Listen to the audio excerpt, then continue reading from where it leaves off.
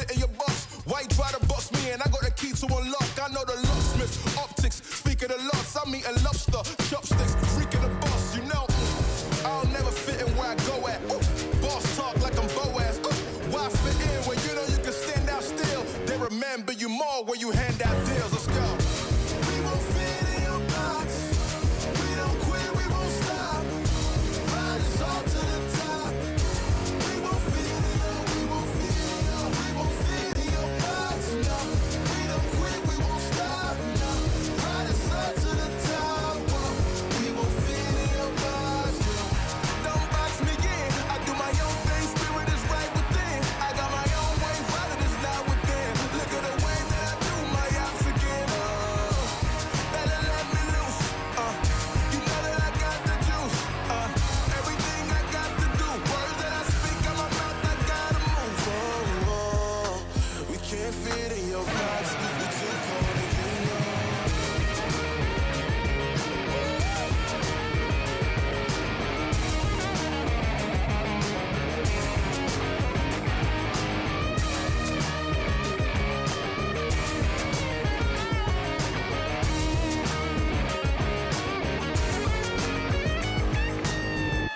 We won't fit in your box. We don't quit, we won't stop. Ride us all to the top. We won't fit in your, we won't fit in your, we won't fit in your box. No, we don't quit, we won't stop. No, ride us all to the top. Whoa. We won't fit in your box. No. Thank you, Ben, for coming out tonight. My name is Son of Augustine. Let's go.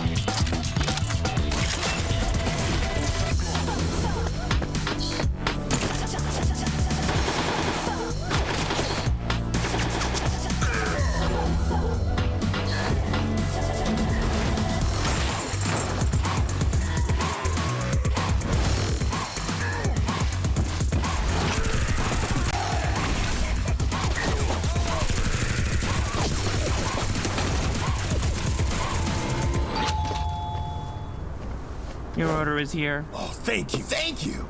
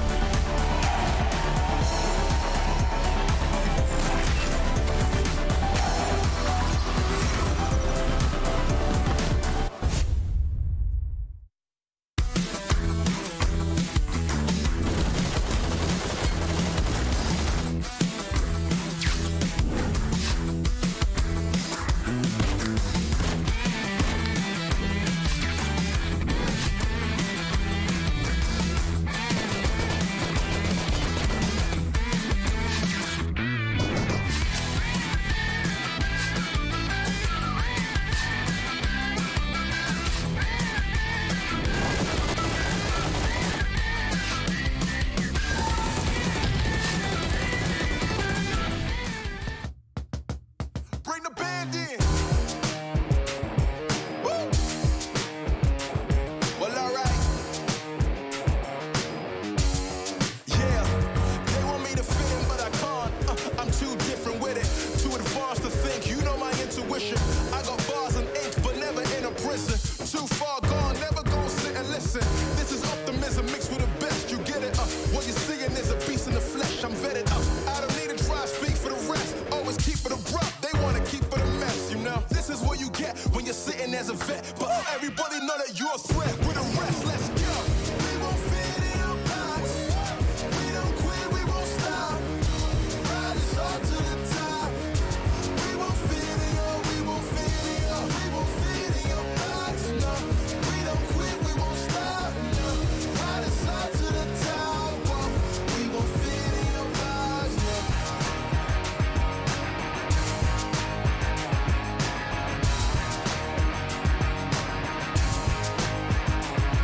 Look, I try to tell you we don't fit in your box. Why you try to box me and I got the key to unlock? I know the locksmith, optics, speak of the loss. I'm eating lobster, chopsticks, freaking the boss, you know.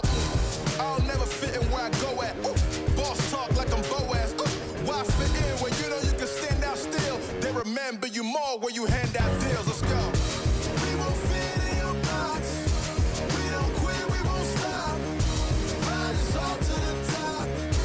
We won't fit in your, we won't fit in your, we won't fit in your box. No, we don't quit, we won't stop. No, ride us all to the top. Whoa. We won't fit in your box. No, don't box me in. I do my own thing. Spirit is right within. I got my own way. Violent is not within. Look at the way that I do my ops again. Oh, better let me loose. You know that I got the juice. Everything I got to do. Words that I speak out my mouth, I gotta move. Oh, oh, we can't fit in your box. We too cold and you know.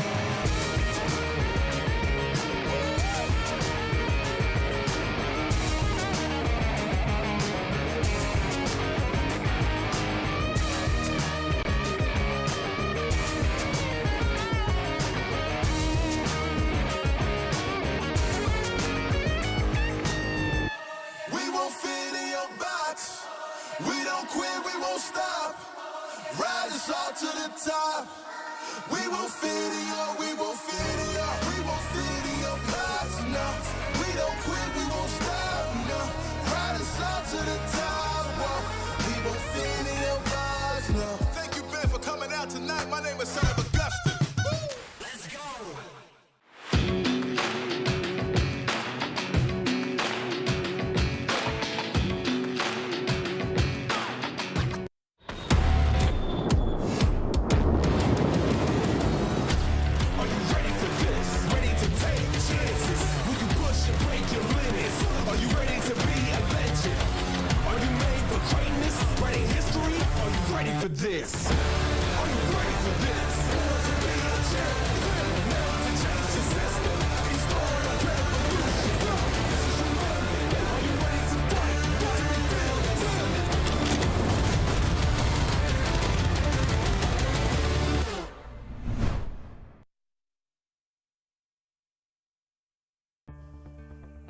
Hello everyone, welcome to PMPL EU. We're now on stage 3 already. How quickly did we get here? Honestly, I don't even know. I'm Genie, your host, joined on the desk by Max. Max, it's been a while. How you doing? I'm doing great. I'm doing fantastic. We had a great phase 2 last few weeks, and we had some interesting changes of pace for some teams. Some teams doing good, some teams doing a little bit worse, but no, phase 3 is the last opportunity for these teams to make a change in the rankings and hopefully make it in the finals. Absolutely. So this week's going to be very important, and for you guys to stay up to date, make sure that you follow the socials, just so you're staying in the loop of what's going on, but also because as far as I'm aware, Max, you're still doing giveaways. Yeah, we're still doing giveaways right now. You still got a pinned post. You can go say who your MVP player of the event you potentially think will be, and you'll be entered into the giveaway. And also, I think this weekend we might have an Instagram story giveaway. So if you just stick around and you answer a few questions, you might be able to get one of those cool little skins down there. Look at that. They're cute. They're cool. Look, get them. Yeah, they're cute. They're cute indeed. But there's also a survey, which, you know, you can let us know whether or not you find this broadcast great. If you have any suggestions or any thoughts and feelings that you'd like to share, we're happy to hear what you guys have going on. But let's jump right into the action of this week, Max, because we have a total of 18 teams participating, and it's a new stage, which means it's a new shuffle. Yeah, new little shuffle, and I'm looking at one group in particular right now. Jenny, I am scared for Unicorns of Love. They are just on the brink of elimination, not making it into the finals. And in the last phase, in the Group B with Gladiators, KONINA Power that have been stepping up significantly in the second phase, and Major Pride. Okay, if you were not doing good in the first 2 phases, I don't know if they can have an opportunity to get a single point this time, because that is the roughest group for them to be in. Yeah, it's a little bit of a difficult one for Unicorns of Love, but we had expectations from them that they haven't met just yet. Who knows? Maybe this week is a different week. But let's have a look at the schedule as well for today. A total of 5 maps, as we're basically used to at this point. We have a rotation of Erangel and Miramar, and we only have one little Sanhok in the middle to cut it right in half. Yeah, I keep saying it all the time, but 2 Erangels, 1 Sanhok, that's going to be a pretty happy Shockwave for this first day, but you know, it's not going to be the case after, and some cool Miramar matches coming in that Major Pride might be able to just get himself some sneaky points over on that one. But overall, no, good battlegrounds that I think those teams are going to be happy about. And no, we haven't had this heal strat, and I got to say, I enjoy Sanhok a lot more this season. No heal strat, no weird circles, it's fun. Even though I agree with Kalaris and what he said last week, I would like to have more island western finishes, but as a whole, Sanhok is just a lot more fun and a lot more enjoyable, and it seems like also the players enjoy it more, and it seems that it really works out for them. Well, you can't have everything, Max, but it looks like Major Pride, however, at this point actually can have everything, because they are rolling in the amount of points that they have secured. They're currently sitting on first with a total of 435 points. They are the team to beat. Yeah, a 102-point difference between first and third place between Major Pride and Gladiators. That is an insane lead to have at this point. It's not impossible to come back from that one. It would just require Major Pride to have a really bad phase 3 and Gladiators to have a really good phase 3. But from what Major Pride have been able to do, I expect them to be consistent in this third phase. MADBULLS had a little bit of a drop-off, but also their team has been looking just so dangerous as a whole. And it seems like the entire team has been able to just do so well, not just the side of Zerich. It seems like the entire squad has been doing fantastic in their own regard. So yeah, things are looking great so far, but as we go towards the bottom, a few teams have fallen off pretty significantly, and I'm still looking at Dagestan, and I still want to see more of this team. I mean, Ginny, we saw them in PMEC, and I gotta say, from PMEC to PMPL, really the playstyle has not been able to transfer as well in this event. Yeah, absolutely. When we were looking at Dagestan specifically, maybe not as successful as we expected them to be, but it feels like the same thing is true when we're looking at the likes of Unicorns of Love. A lot of expectations that we have as well. But I kind of want to go back to the first point that you mentioned, where you were like, oh, by the way, there's a 102-point difference. I'm pretty sure it's not 102 points difference. It's like 80-something. If not 78. But again, we don't do maths on live broadcasts. It's definitely not my strong suit, and Max's neither.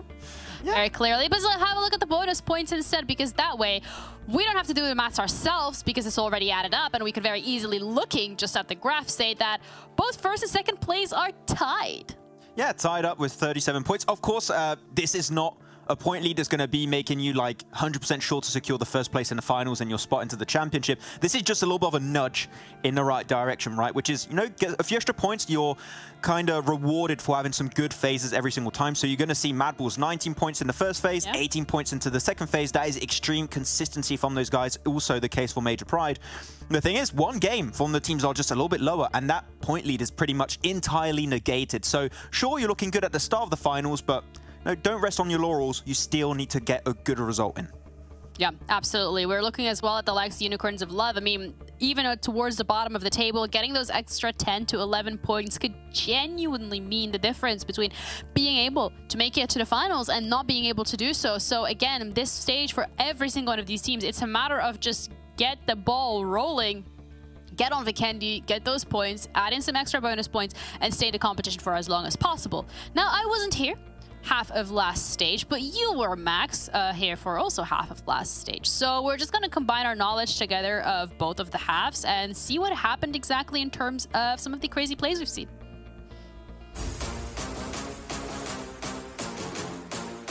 The ridgeline is completely under control. Kapahala is broadside right now. Spotted one, but knocked back behind cover. Furia close. It means that you're less afraid of these guys towards the middle, especially when you get a double raz down like that. Drops down. Oh, a really unfortunate drop there for Terminus. Has to challenge Fash, but Fash is going to get burnt away. And KONINA power swept. I would say on the rotations to the north side. And maybe that's why we're seeing Major Pride and Shockwave both be able to consolidate their positions so effectively. Yeah, I think they've been real struggling because of that. Happy goes up against the MADBULLS. Goodness me, the double tap, bang, bang, you're gone. You lose that southern portion, it's all of a sudden not. Lumber Pile and Keme and Octavian both will have to march on. That's a beautiful nade, and Keme is going to have to now take the 1v1 out for the challenge. Tapok doesn't take too much damage, and across the way, he gets down Tapok. What is this man made of? He has tried to get across, and they just couldn't. They were going to be shut out time and time again. Major Pride lose another. Not really looking to get res right now, as Frozen is dodging around. It could be a double burst, and Tulika couldn't eat the most of it. That is huge from a nade from Monkey.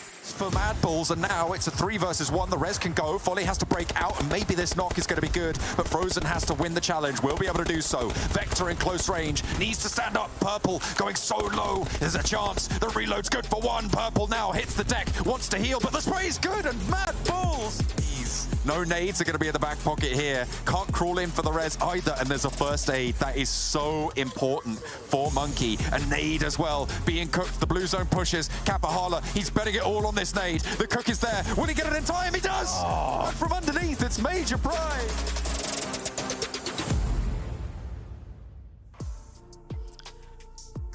What? To end stage 2, also and to start it. I mean, we've seen some incredible plays, and I'm sure we're going to see some of those again today. But let's have a little bit of a talking point in regards to how MADBULLS have been performing in stage 2. Coming into phase 1, at the end of phase 1, we said, okay, they're looking really solid. They're doing really great. And even at the head-to-head, we've seen there's been a little bit of a slump. It's not terrible. They're still doing great, but you know, when you set such a high benchmark for yourself, Max. Yeah, I mean, I saw some people in the comments said, oh my god, MADBULLS fell off. So I'm going to say L plus ratio, who asked, because I did not. 5 average eliminations is still an insane average to have. And the fact that they've been able to keep that one throughout phase 1 and phase 2 is insane. Of course, as you said, there's a little bit of a drop-off, which, you know, if that continues into phase 3, can be a little bit scary, but they still got a lot of bonus points from the first 2 phases.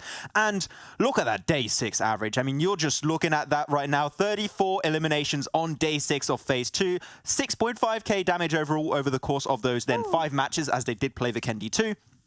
It was just such a scary prospect to set for themselves. That this is a team that's not shown their full potential. And sure, Zerich did great in the first phase, as we know. But we're not talking enough about Fleek here, that he was, I think, the 3rd best player of the second phase, and he was a little bit silent in phase 1. And the fact you got more fraggers stepping up around Zerich just set such a scary precedent for all the teams going up against him in this final phase, and normally the finals too. So yeah, MADBULLS, a very scary team that's got that great teamwork, and I don't think they're going to slow down, Jenny. I think they're just going to keep fragging out, keep getting those points, and hopefully aim for the championship. Yeah, we'll see if that's the case. I mean, MADBULLS, you set such a high benchmark for yourself in that first phase. Again, you're going to be expected to beat that and improve that or even keep it coming into phase 2. And unfortunately, that's not always going to be the case. A lot of teams, especially during phase 2, have genuinely stepped up to the plate. They've made a lot of improvements in their gameplay, in their decision-making, in their drops. So that's something, again, that MADBULL needs to go up against. They came into this hot and heavy, and they're looking to close it out as well. But all in all, not to take away from them, they had a good phase 2. We're now heading into phase 3, so they're in very good contention to being in the final. I'm not worried for them at all, but a team that I am a little worried about their performance last phase is KONINA Power. We've seen them on Sanhok specifically. It's one of the maps that we kind of want to highlight here, Max, and that is, it's okay. It's decent, you know, it's pretty decent. We'll take acceptable. it. No, I think what I like about KONINA Power, and I mentioned this a lot, especially last week during the last 3 days of phase 2, they are a team that's really proficient when it comes to rotating from the eastern edge, because not many teams drop on the eastern coastal line. So a lot of the time, if the circle is relatively central on the mainland, they will have a very easy entry point. They won't have to fight for terrain for their positions, and they can just get themselves in points of interest, eliminate a lot of the teams around them. That's how we saw them take that chicken dinner south of Paradise Resort last week. And I think that they just like almost perfected their rotations on the eastern edge. Though, we have seen it, if it goes to a western island, they tend to struggle a little bit more, so that's where they tend to struggle on Sanhok. But I want to see this KONINA Power, especially Palucci fragging out on Erangel, on Miramar. If they do so, chances are they could go the entire way and even maybe in the championship. Ooh, okay. I love how we're seeing these predictions come through already. Max with the bold statements. Another team, however, we've already talked about them before, especially during stage 2, but even now they're sitting comfortably at the top, is Major Pride. One of the maps that they have been excelling at is Miramar, and the fact that we have 2 Miramar rotations today looks like they might actually be starting it off quite comfortably. Yeah, and we had that 19 elimination Miramar chicken dinner, which was just such an insane game from Major Pride. They didn't even have the best position. They had to go downhill against teams that had so many strong positions against them, but they played so well with their utility, their smokes to block out vision, and then they just obliterated the lobby in the last few seconds to secure the win. So I'm loving this iteration of Major Pride. We said it, a little bit of a slow start effect, not really set up to the extent we saw from him being part of MADBULLS in fall of 2022.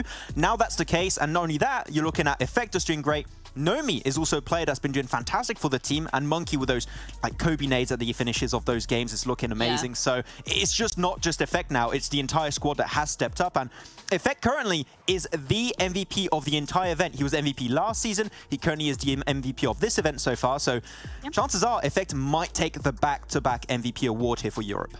Oh, okay. I love how for every team you have, you know, a little bit of a prediction coming into it. But we have covered Sanhok, we've covered Miramar. Now it's time to cover Erangel and the team that has been doing quite well on it themselves. I mean, I say quite well. It's started off really good on day 2 for SHOCKWAVE, but then it just went down and then kind of up and then kind of down again. Yeah, I mean, just a little up and down tendencies here. But as Kalaris also said, during the last phase, that day 2 game on Erangel with the 30 points, 20 eliminations was potentially the best game of PUBG Mobile we had so far this season. If you did not check it out, please go back on the VOD and check it out because it was an absolute banger of a game. But the thing is, with SHOCKWAVE, and what I'm a little bit used to right now is that their highs are very high and their lows can be, as we see, very low from time to time. So if they get into these late game circles, they have 3-4 players alive. No, this is a team that can bring absolute greatness into these matches, but it's just, how do they get there? Because as you know, they drop Severny. Sometimes if the circle is not favorable to you, then you might struggle to get in a decent endgame position. So just something to be a little bit careful about. My option would be a secondary drop on Erangel could make things a little bit better, but they like their Severny drop, so you can't take that away from them. Okay, love to hear that. Well, new phase, same teams, same maps. Any new expectations? I want to see if GameLord can maintain their momentum from Phase 2. Because we saw Robs be the MVP of the entirety of Phase 2. And that was a big surprise. I think a lot of people were like, oh no, the original Western European teams, they're going to struggle. You got so many more CIS teams. For the ones that are not getting banned, are still playing. And I'm waiting to see if GameLord can maintain that momentum. And Robs in particular, can he stay on top the way he's been able to do it at the end of Phase 2? And from how they've been playing so far, they're just playing so much more aggressive, which I think they were almost scared to do in the past, but they were just seeing it's not working out. Got to keep playing aggressive. I want to see that continue in Phase 3. Is it more of a confidence thing that's been built up over time, or are you assuming that, you know, coming into this, teams are realizing, actually, it's now or never because we don't really have much time left? I think it's more like a change from a place of like desperation. They knew things were not working out in the first phase. Like, okay, we really need to find something that sticks. We need to make it into the finals. Then hopefully their goal is to go into the championship. They just needed to go aggressive, because playing passive in a lobby this aggressive with so many aggressive CIS teams like your MADBULLS, Major Pride, Gladiators, unfortunately is not going to cut it. And that's where you're seeing teams at the bottom like your VIRTUS.PRO, like your Dark Projects, like your Unicorns of Love. They're just not having any place in this lobby because they're just not fragging out the way teams around them have been doing so far. So I want to see if they can just keep going hyper aggressive in these games, and if they do so, I wouldn't be too scared of them missing out on the championship. It seems like they're on the right track to success right now. The right track to success, and our track of success has been paved by Monsters, so thank you guys for making this possible.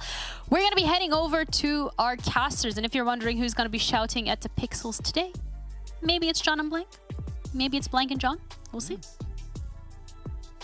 It might be. It could be any one of us. It could even be any of the Bears on Blank's jumper. But we're getting into this game, and I think it's going to be me and Blank. I'm not entirely sure. We'll double check halfway through, but we're going into Erangel to kick off phase 3.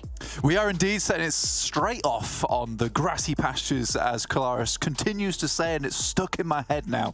Cannot get it out. But we are heading over towards Erangel to start things off. 14 teams playing currently for this map, indeed, with NEXUS currently dropping in with us. I think this team could do a lot better. It's one of the teams that I'm looking forward to having a bit of a resurgence in phase 3, particularly because they got 0 chicken dinners last time around, but had a fairly good result at the end of it. I think they were around a middling 7 for 6 at the end of that tournament, and they got quite far in that Vikendi match as well. I want to see the chicken dinner because they've come so close so many times, but always pipped right at the edge. So we'll see if they can get it done here on Erangel. Certainly will. What can they find? Getting into this first map of the day. Plane path northeast down to the southwest should be fine. Teams on out. As you say, it's all about carrying that momentum forwards, trying to change up what you can fix. They've had that break on board, so adjustments kind of been made at this point. Yeah, a couple of adjustments coming through, which is very necessary for a lot of these teams at the moment. There are some teams that we kind of expected to do a little bit better, John. I think MUERTE was certainly one of them. MADBULLS were able to kind of switch things up towards the end of that tournament, or at least phase 2, which was good stuff in my opinion. Yeah, it wasn't as dominant as phase 1, but they're one of the teams that hasn't really fallen off in a massive way so far. So I think MADBULLS keep that up at the moment, and they will continue doing well and have a very, very decent score towards the end of this tournament. But if they want to sit themselves right on the top of the king of the castle, then they're going to have to step things up 2-11, just like Major Pride did in phase 2. And I think that's fairly easy. I think that what they need to do is start getting a little bit more aggressive on some of these engagements, because at the moment, John, we do see them just heading for that central compound, waiting things out, and a lot of times we have chalked that up to just them not being very warm towards the end of those games, whereas Major Pride and other teams have just been fighting through, and they usually pick up the chicken dinner. I tried to merge both of those words together there. They usually pick up the chicken dinner just based off that adrenaline that's flowing through them towards the end. So I think MADBULLS, a little bit more aggression, but keep that controlled approach they had in phase 2. Yeah, make sure that you want to stay up there, because at the moment they are still fighting for the top overall spots. Of course, the overall spots important when it comes to qualifying for those finals, which is what these teams are all going to be looking towards. This is their last phase to put those numbers up on the board. We'll have to wait and see who's going to get that cut-off right now. Obviously, 2 teams going home. At the moment, as it stands, Team Doom and Avalanche would be those 2 teams that would take the dip. Both of them are playing in this game. Yeah, I think for Team Doom, it is a little bit bad for them at the moment. I don't think they've really been able to step things up massively. Yes, their phase 2 was probably a little bit better than their phase 1 in my opinion, but I think this is most likely going to be one of our teams that we won't be seeing towards our finals, which is unfortunate, to be fair, because it's kind of a no contest on their side of things, but there certainly is possibility for teams to jump up and down on that side of Avalanche. Maybe they get themselves back into position, as we saw them get themselves a nice little chicken chicken dinner in phase 2. We'll see if they can get that done again. Circle down towards the southwest. Dark Project down this side too, looking a little bit better towards the end of their phase 2. They were starting out strong in phase 1. Things kind of fell off just a little bit for them, but they're looking a lot more confident now. Certainly the time to bring that confidence in that final opportunity, the last dance of the phases before we head into those finals. KONINA Power, AVALANCHE close to Goldie from Team Doom with the buggy. They should be able to hear each other now. They'll certainly see each other. Sightlines gained. AVALANCHE maybe looking to turn it away. Major Pride with their outpost down to the southwest, wanting to get away from there. Goldie just trying to regroup with the rest of Team Doom. Yeah, get back on board with them. This is over towards the center of Gatka at the moment. Goldie sending on through. Obviously very much out of the way of the rest of his team up towards Kameshki and Mount Stalba. But at least he has himself a place for the rest of the boys to stay. This is the biggest scout we've ever seen. Will have to pull out the walkie-talkies for this one. Definitely not an earshot of the rest of his teammates. But he has a central spot. And yeah. Shortwave radio. Blank walkie-talkies don't stretch that far. They don't have the range. He's going to need something big. Yeah, you're 100% right. He's going to need to pull up, or maybe just the mobile phone. That also works. You could go for that one. But you know, we're old school. We're old school here. Maybe not. If he's got a mobile phone, he'd be busy playing PUBG Mobile for sure. So yeah. That's right. He needs something else. He needs a monster to get the energy to get that far. That's right.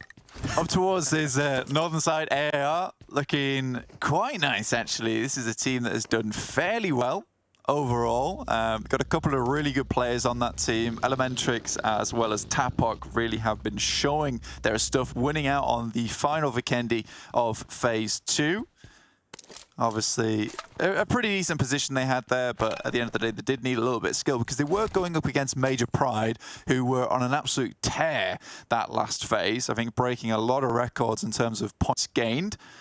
Seeming more or less like the kind of points you would grab if you were still playing on the format that had 15 points total for those chicken dinners. So I think Major Pride had done an extremely good job. And typically on Erangel, they have a fairly good start to themselves, especially from that sunken area. They've really been perfecting this rotation so far for themselves. Yes, they're getting a little caught out at the moment, heading up towards Box Compound. That's playing versus Gladiators, who have solved that problem slightly. But this rotation down towards the south side or off to the east, they are looking real clean with it. Trying to tidy things up. Keep them that way. AVALANCHE still rolling across the hillsides, and Goldie's still near them, trying to use KONINA Power as a shield for the time being. ARR moving south past Gatka. They're finding a little bit of an opening here on their southwestern movements. ARR want to try and stay consistent and keep those points coming in. Yeah, for AR, that's pretty important for them because they do have their big ups and downs, John. I will say that they have gone out a little bit early sometimes, but when they get really far into the game, they certainly pick themselves up a lot of points, and they're one of these teams that is able to steal quite a few points from other teams where we think it's really cut and dry towards the end game. But if you see AAR off towards one of those edges on the northwest or the northeast, we still have to watch out because there's definitely worlds where AR have just swung in, picked up the chicken dinner out of absolutely nowhere, and found themselves a decent win off the back of it. The rest of Team Doom now moving down from Mount Stalba, very far away from the circle itself. I am not sure if Goldie is still going in that central region because AAR have moved down there towards Gatka, so he might just be playing hide and seek. Maybe. Trying to stay out of dodge, stay out of the mix. Maybe a little bit harder than expected. VIRTUS.PRO on that Sosnovka military island. Purple, Folly, just leading the charge. Well, not leading the charge. They've got a phase a little bit further out west. Gladiator is the compound on that south side, just beneath these this tree line. We know the strength of this compound. It's got great sight lines over towards the fields. Can get a little bit dicey later in the game, but it's an excellent foothold for them to launch into the mid game. Yeah, it's pretty difficult to crash as well at this point. There's a lot of tricky little positions you can play towards this compound. You can see Tixie's already in one of them, which basically gives him that headshot angle where it's quite difficult to hit the shots his way, whereas he has kind of a full broadside and anyone that's sort of razzing across those fields. So for that compound, it's going to see Gladiators fairly safe for the majority of this game. I don't imagine many teams will want to try and aggress upon this one. VIRTUS.PRO could definitely go from that. They're coming down from that western bridge on Sosnovka, as you can see right now, and Avalanche are moving in from the western side. So Gladiators could get a little bit crunched here, but I'm 100% sure, in fact, they should be able to defend this quite easily. Hopefully. I mean, VIRTUS.PRO haven't had the best track record. They're going to have to move, though, from that south position. A lot of that west coast still in things here, and excuse me, from the north, should be able to just shunt down, play a couple of those compounds on the west. Some decent loots in there as well, so for teams that maybe started out on that eastern side of the island, could send all the way around and far, but at the moment, excuse me, look like they have prime position to take that major pride as well. Pretty central.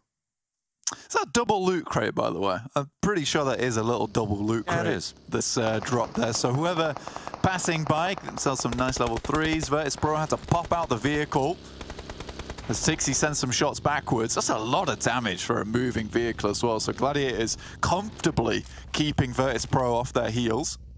And they moved south through the tree line, so they've left that compound quite, I would say, significantly on their maneuvers here.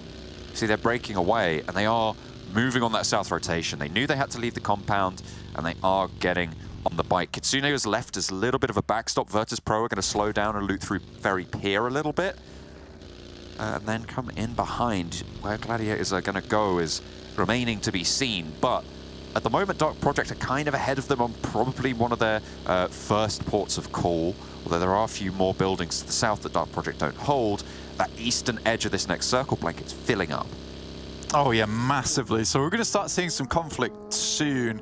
Obviously, this area is just absolutely pocked with a lot of ditches, a lot of high ground, a lot of interesting compounds. So it's quite easy to stay out of the way. For some of these teams, you can see just the rolling valleys through this area as well. So I do think that some of these teams should be fairly happy in their approach. But as the circle starts to close more and more, obviously this doesn't really give you that same kind of strength anymore, because there are just so many areas where you'd want to hide out. Suddenly you've got 3 teams trying to hide out in the same area, and you have a full-on brawl in your hands. Yeah, it's not ideal if you're one of those teams trying to play that style. Sly Europe, has he seen Goldie? Seems like he's figured something out on that ridge. Seems to know there's I think he's just caught a sight of the buggy there that Goldie was navigating with. The rest of Team Doom still very, very far and up to the north in hospital right now, just about coming into walkie-talkie range. Yeah, what a weird play this is. You know, you just send one of you fellas all the way to the other side of the map, and that way you cannot be caught off guard no matter what. Because Goldie's found themselves a position that is playable. It will be difficult because there'll be a lot of sightlines looking towards it. But again, it is playable. It's also very much central, and this could work out. Question is, how far did Team Doom get across these fields, get across these hills without being shot at by anyone else? But with that circle shift, Team Doom really does have a boon in Goldie being here. Can they get to him before anyone else gets that position first?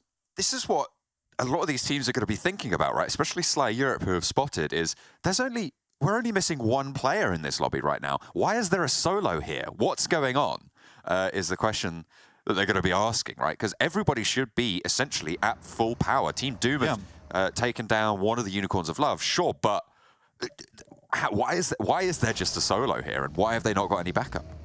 Exactly. I mean, it's a case of, is that just a buggy, or is there more vehicles on the other side? Is that a full team there? There's a lot of questions coming through at the moment. Avalanche do lose one of their players trying to play off from that high ground. That's to Dagestan. Taking some shots, but now coming through. I believe this is Unicorns of Love. Yeah, Dagestan also taking shots down towards Shockwave. It's all going backwards and forwards on that side. Ooh, on the east edge, Avalanche trying to roll up, and the Unicorns of Love embroiled with them, having lost a player earlier to Team Doom. Looks like Unicorns of Love won't have much more luck either. Detati from down the hill gets a lot of damage through to 0. Already a lot of the Unicorns are knocked and flagging fairly severely. 2 players are active right now. Noshi got that heal off, so back in action fully. A nade out wide and 0 able to heal 2. A Scar and a DBS here in hand for 0 as he blooms the smoke. Woodson is down for Avalanche, and at the moment it's even Stevens as Noshi takes a huge lick of damage. Should be able to heal that one up though. Yeah, hopefully. Moving around, trying to get as far as possible. Noshi, now out in the blue, has to crawl through, but that will be Woodson providing the information. Nice nade should cut off the escape route for Noshi, keeping the blue a little bit longer. Only stage 3, though. This nade could be good on target. Oh, not quite able to find Detati. Step up, need the spray, need to be on target. Exactly. Capitalized on perfectly. Eliseo around those foothills as well, into the buggy. Disengage away from the engagement here from Unicorns of Love. At the moment, though, neither of them have really had a good time of it, and there's still potential for Eliseo just to take them down. Yeah, pretty lax play there from Detati, though, after the information was provided back from Woodson to show his back to Noshi. Again, this is an issue more or less with Unicorns of Love as well, because their engagements are really, really messy, John. So many times we see them move in onto a fight, a full team fight, losing one player off the back, losing a second, and then it really gets grubby down to the midst, right, where they'll sometimes win the fight with 1 or 2 players up, res the third, and then they're playing really quite limited towards the end of the game in terms of utility. So for Unicorns of Love, I respect that they're not afraid to take fights and not afraid to take position on the map, but one thing I do think needs to be improved is just that initial thought process after the crash happens, right? Because it feels like they get in there, they get one knock, and then it's suddenly hesitation, hesitation, hesitation. Gladiators, on the other hand, not hesitating whatsoever as they wipe VIRTUS.PRO off the map and now looking for more over towards Dark Project. Team Doom starting their maneuvers to regroup potentially with Goldie. I mean, they know that this spot is there. Eliseo actually crashing in close towards Goldie's position, but diverted. Zeus right up the hill from Moicalinho, but looks like the buggy has the tire out and a pickup is necessary.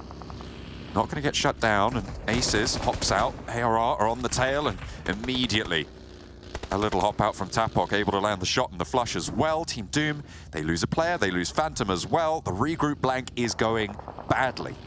Yeah, it was always going to go this way, though, and I think that they have been almost baited by Goldie being in the middle.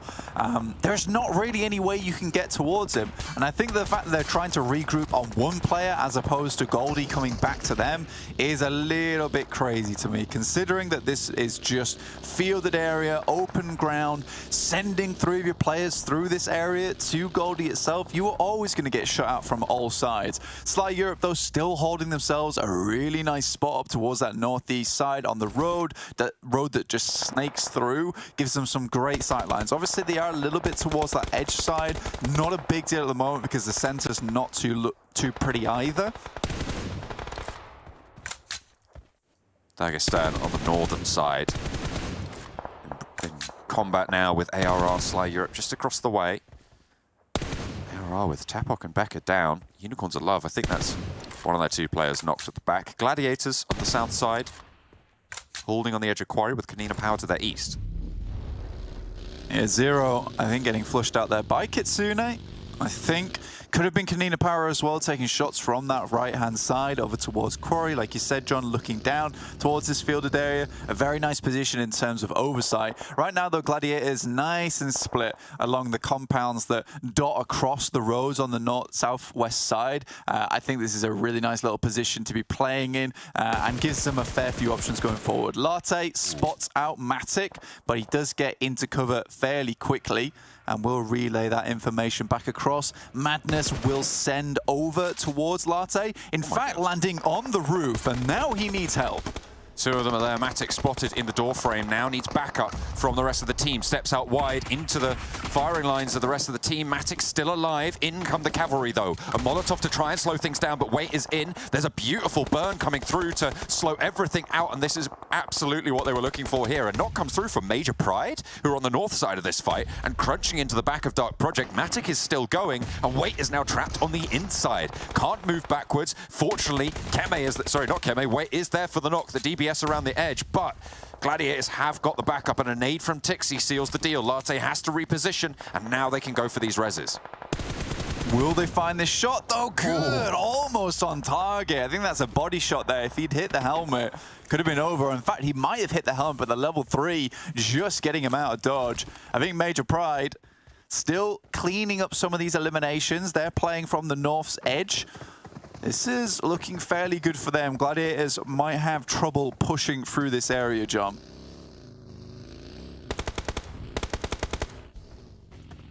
Might do. Certainly treacherous to move north here. The good news is that they'll know that there is a third-party team, and they'll know that compound is heavily occupied. Although you would have expected it anyway. Nexus on the east, similarly on a treacherous path now, with KONINA Power having their number. The KONINA Power need to regroup themselves. Agorazin's position on that high ground is excellent for slowing this Nexus egress, but the blue zone will push out that position before Nexus have to move. Yeah, I mean, for Nexus themselves, should be able to get in towards KONINA Power's spot. The question is whether they can live making that push at the end of the day, because I think KONINA Power has a nice lineup there, which should kind of punt them out from the circle. I don't know how much further Nexus is going to get. If you look in front of them, look how difficult that's going to be to cross. And I think I can only see 2 buggies so far. So for Nexus, I don't know how easy this is going to be. Currently though, making slightly easier by the fact that AAR are also pressuring KONINA Power as they make their way into the circle. Team Doom is still alive, by the way, with their central person still playing on. Smoke start to bloom around the Nexus team. One buggy taken up by Octavian. Doran has to hit the deck as Fash shreds him down to just a sliver. Kapahala not in a buggy just yet. The heal comes through. There's the 2 buggies that you were talking about.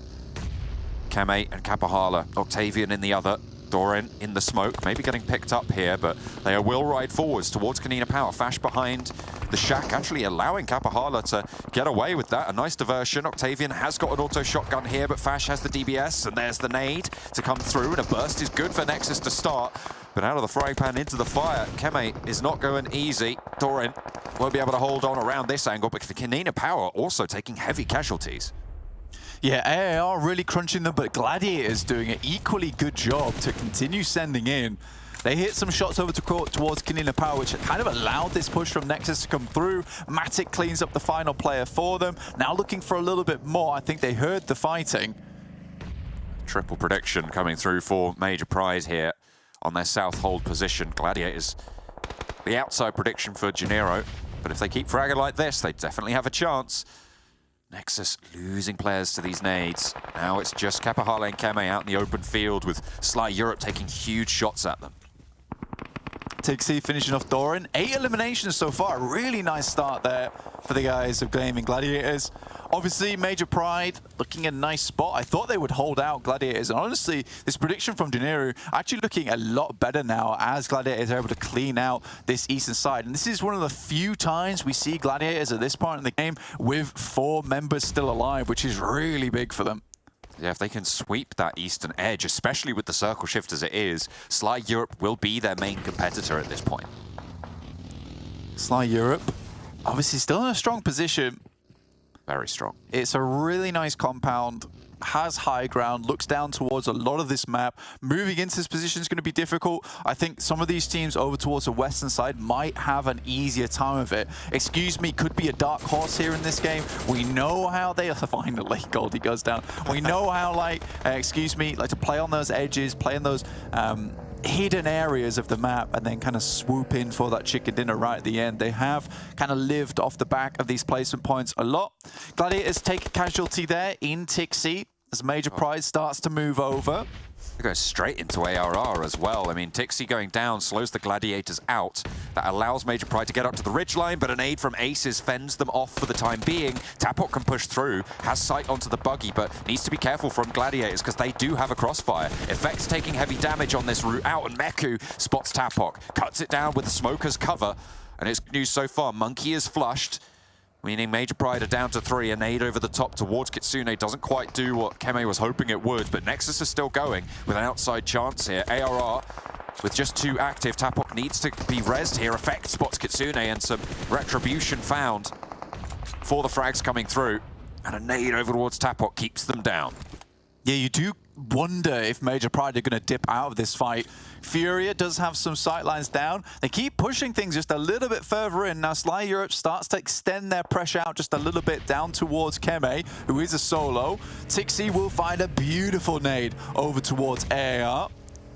And there's the final blow dealt. Aces falls to the nade of Effect, and Major Pride with 3 can now start to move in, but Gladiators are ahead of the curve on this one. Still all 4 players alive, 10 eliminations found. And Meku has to duck back a little bit, but the nade is already unleashed. Excuse me, flanking in behind Major Pride now. And Kvik and Black on this ridgeline need to try and get value here with these nades. First launched in by Black. Will it be able to land? Unfortunately, not really getting the damage, and Furia falls to a beautiful spray down by Dino. The res already being committed to, but the nade to follow it up is good. Masked by the trees as well. The foliage is there, but it won't be long enough. Not quite on target. That one might be able to do the damage, but they're able to find one out. Unfortunately, the second not so lucky as Gladiators push in and press the issue. 10 eliminations so far. Nomi making a mad dash through the smoke. Has a DBS though, finds one, but will be finally taken down as Gladiators go even further with 13 eliminations so far. Sly Europe are in a great position to finish out this game strong though, John. Matic has to step up, get some damage done, but Reflect too slick with it back behind the slope. Gladiators now needing to pull all 3 of their players back on up. They've already got the value. You talked about their elimination count. 13 on the cards for the Gladiator squad. And they will play from this south side. They do need to shimmy forwards a little bit. And it looks like Excuse Me might be ahead on the train. You called them a dark horse, Blank. They've got a central area with the road in their favor, and now they get the shift. Yeah, on that western edge, they do a really good job to just slowly push things in. They add a little bit of pressure to Major Pride, which finally takes them down. Also cut Gladiators into that southern position, which is making life very hard for them, John. And now, Excuse Me, once again, looking for those big placement points at the end of the game. Sly Europe unwilling to let Gladiators get out from this position, and I doubt that they will at this state.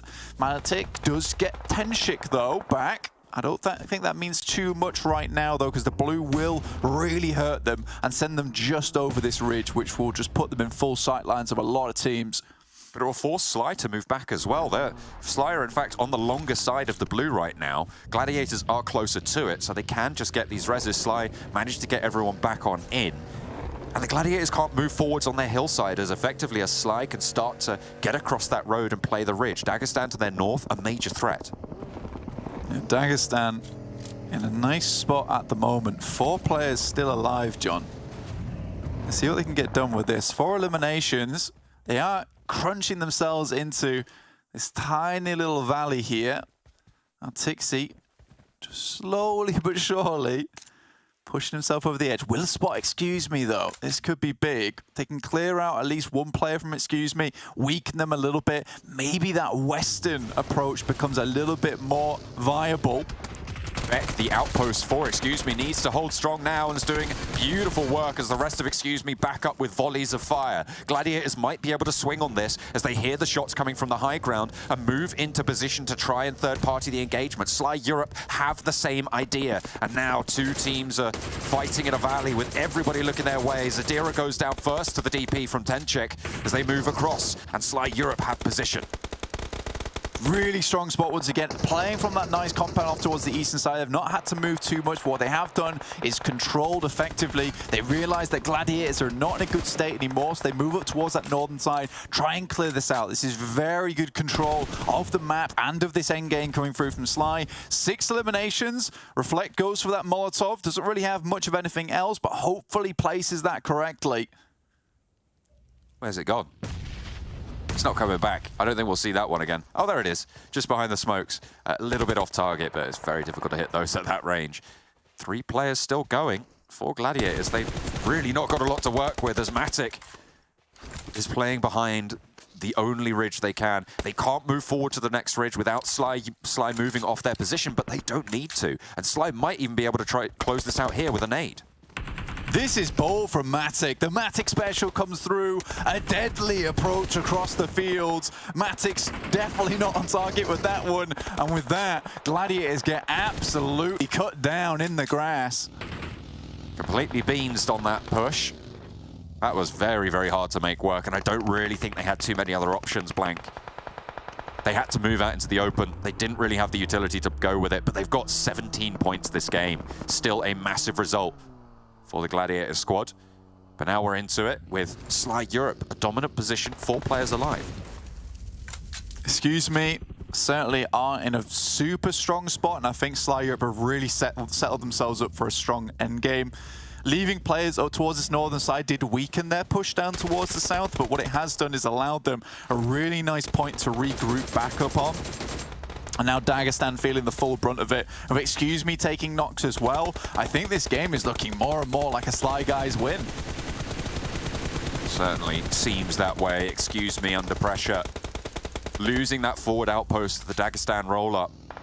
Disastrous for the squad. Furia wants to hold out Reflect, but that's not going to go well. A roll down to take down Excuse Me, and now just the 2 players from Dagestan hiding out in the shack. Everybody looking their way. There's really nothing doing here. There's no way that Dagestan make it out of this alive, Blank. 8 eliminations for Sly, and most likely moving up to 10. Hang on a minute. There's a shot, a drop shot, and another one found. Have they just brought it into a 2 versus 2? I think they have. Limboboom should be able to confirm this elimination. Tenchik moves up with a nade, tries to get towards that backside. It looks quite good, a lot of damage. One more should do the trick, sends it off towards the other side. Won't quite get Shifu down. Now a 1v2. Oh. Tenchik has to repin that nade, puts one up high, over towards the tree, sends one back, and there's the answer. The Molotov to force Shifu out of position has to hit the deck behind the vehicle. Now Tenchik, worried about the bobble, does go down as well. Nade. Reflect is res, so there's 2 players up top, but Shifu has a shot. Up to the crate, and you might be safe. First aid is there, but a burn is good, and a shot to seal the deal. Dagestan, they gave it a good go, but Sly Europe close it down. Sly Europe have this really cool endgame tactic now, right, where they will just set themselves up for the best position possible in that end game, controlling a large, vast amount of area in the best spots. It was really, really well done. But you know, all of that doesn't really matter anymore, because all I want to see right now is a replay of that nade that got sent into the air by Shifu that was able to take down Tenchik. What a nade from that guy. A real strong arm on that lad. You can double up the nades, right, on that. If you get a cook on the second, you can have 2 land immediately, but it's a real hard one to hit. Didn't even need to hit 2 of them. Tenchik goes down. Dagestan don't get the value for it, though, as Sly Europe close out the game in style. They do close out the game in style. We do not close out our predictions in style, but that's okay because life happens. Hey, welcome back, guys. Ginny and Max on the desk. And we're going to do our best to break that one down because, once again, an incredible finish for these teams. Well, I got to say, the compound that Sly were playing in is called God Compound for a reason. It's such a strong foothold to have in like late game circles. Yeah. Got so much resources you could hold on to, and you had access to a little bit of a ridge line if they transitioned over the road. So the opportunities were plenty for them to try and get themselves the win. And they do here get themselves that 10 eliminations plus the 10 placement points from that chicken dinner. And I feel like we were critical in the past, right, Ginny, about Sly in the sense that, okay, they're a team that sometimes would find themselves in these strong positions, wouldn't do much with it, and the chicken dinner would just come their way.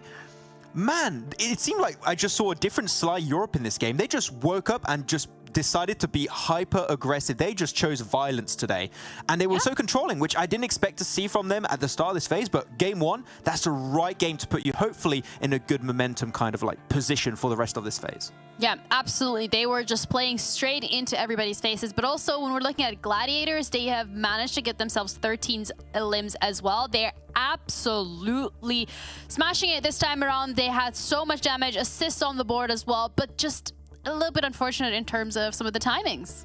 Yeah, they tried to storm the beaches at the very end there. I mean, with where all the teams are positioned, we knew they were not going to survive it. That northern circle shift on, I think it was like phase 7, 8 was just, it's not going to work out for you. But before that fight, and I've got to say, I was a little bit unsure if they were going to work out, and you predicted them, but they started popping off. They third-party KONINA Power versus Nexus onto the southern eastern edge. Then they got, after that fight, they win it. They get, I think, 8 eliminations right there. They get so much extra space created for them. So Tixi, of course, because of those fights, picks up 5 eliminations along the way. Really a top fragger in this match.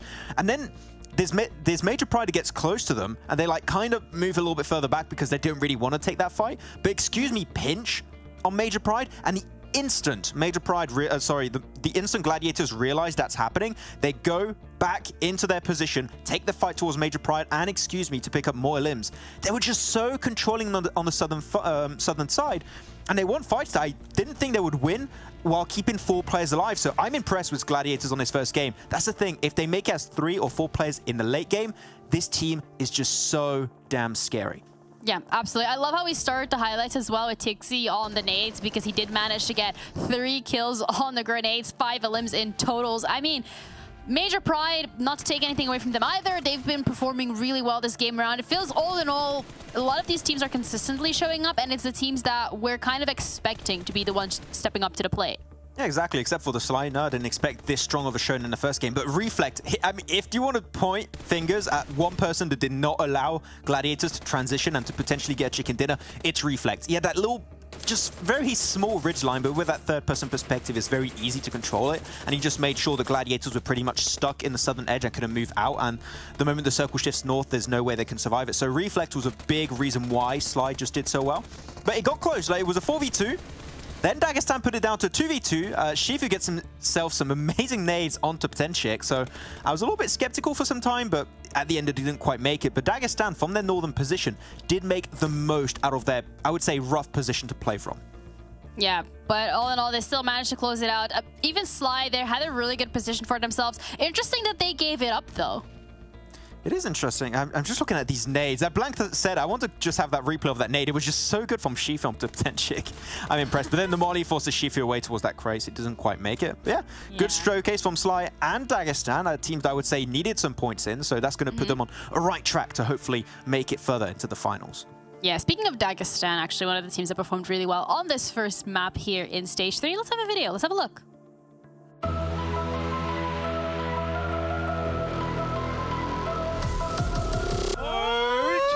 Going to be potentially flushed. Confirm those limbs if you can. Push with the MG3.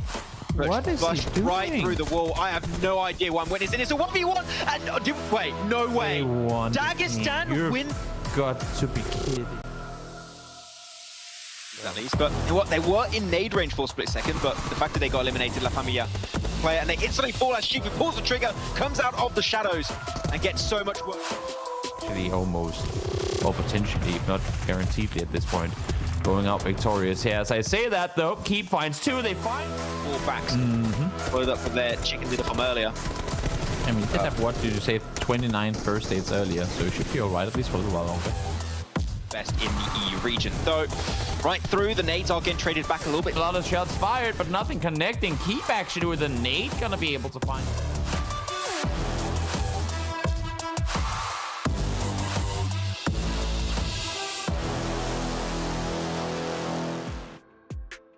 Saying as that video was playing, Shifu IGLing and fragging. That's impressive. Yeah, but true Giga Chad. What a gamer. I mean, we keep saying it, right? That when you're looking back on PMEC, Shifu was the MVP of that event for a reason. He is such a strong individual player. It's just a lot rougher to make an impact as a solo player in this PMPL that's like so dominated towards the top by your big squads like your MADBULLS, Major Pride, and Gladiators. But when he has the opportunity, and we saw in this game, he can really pop off. So no, don't sleep on Shifu. He's a real damn good player. Yeah, absolutely. He was the MVP. PMEC, so that is definitely not something to sniff your nose at. But another thing that we shouldn't be sniffing our nose at is the teams that have been performing very well on Miramar, considering that Miramar is coming up next. So these are teams that we got to keep our eyes on. We got to be expecting them to be showing up to the plate as well. At some point, we're going to be there. We go. Major Pride on top, followed by Gladiators, MADBULLS, NEXUS, and the MUERTE still holding that spot. They've been a little sleepy. Yeah, very sleepy, actually. I want to see a lot more from MUERTE. I think I'm not the only one that thinks this. I want to see more from Malloy. I want to see more from your boy Discrim. I want to see the fragging duo that we had just dominating phase 1 back in full swing in this third phase. But yeah, unfortunately, I couldn't even tell you what's been happening. I feel like in phase 2, a lot of teams that were maybe struggling at the start just had a major step up. You're looking at your Gladiators, you're looking at your Major Pride. Yeah, absolutely. But now, it just seemed like they were just not able to deal with that level of competition anymore, and I have not seen them back to their glory days of phase 1. So it could happen here. Like, we saw Sly get the first chicken dinner. Anything could happen, but MUERTE, I don't know what's going on. We need to see a big change of pace for them to get the points they need in phase 3. Yeah, absolutely. I think it's very telling, the fact that any team genuinely can just show up on the day, get on the server, and just get that chicken dinner, get those limbs that they need, get the points that they need. But it also means that the competition is very fierce, and when you're starting to slow down a little, it does allow your Major Prides, your MADBULLS to take over. So whether or not the MUERTE is going to be showing up on this map specifically, we're going to be finding out with John and Blank. Going into Miramar now, Blank. We are going to get our desert shoes, I guess. Is that the main equipment? Desert boots. With you to desert boots. I mean, yeah, in a combat situation, probably desert boots are quite handy. Yeah. And that's probably one of the main things you'd bring. I'd probably bring that, yeah, 100%. Maybe some of those tight socks as well. You know, I put that over my trousers because, you know, I hate getting sand everywhere. So obviously that's a pretty, you know, basic thing to not enjoy. So I'm so original and so cool right now. That's right. But yeah. Anyway, I think that Janira brings up a good point. Is the case of, like, you know, if anyone come into server and perform on that day, that's what you kind of expect from some of these teams, right? But what I will say is that at the start of this tournament, I think that some teams were more evolved than others and have now started to stagnate, or they're just staying as good as they were, which is definitely another thing that we can take a look at, because I think Major Pride, some of these other teams like Sly Europe, have all improved so much, John. And this is something we really do need to consider. And I think that it's just a case that MADBULLS came into this tournament at almost peak level. So did MUERTE, both done very well, whereas Major Pride have really worked very hard to reach the level that they have, which is now just a bit ahead of also MUERTE and MADBULLS. And I think that some of these teams just haven't quite found that improvement streak that they were looking for. Again, still more matches to come,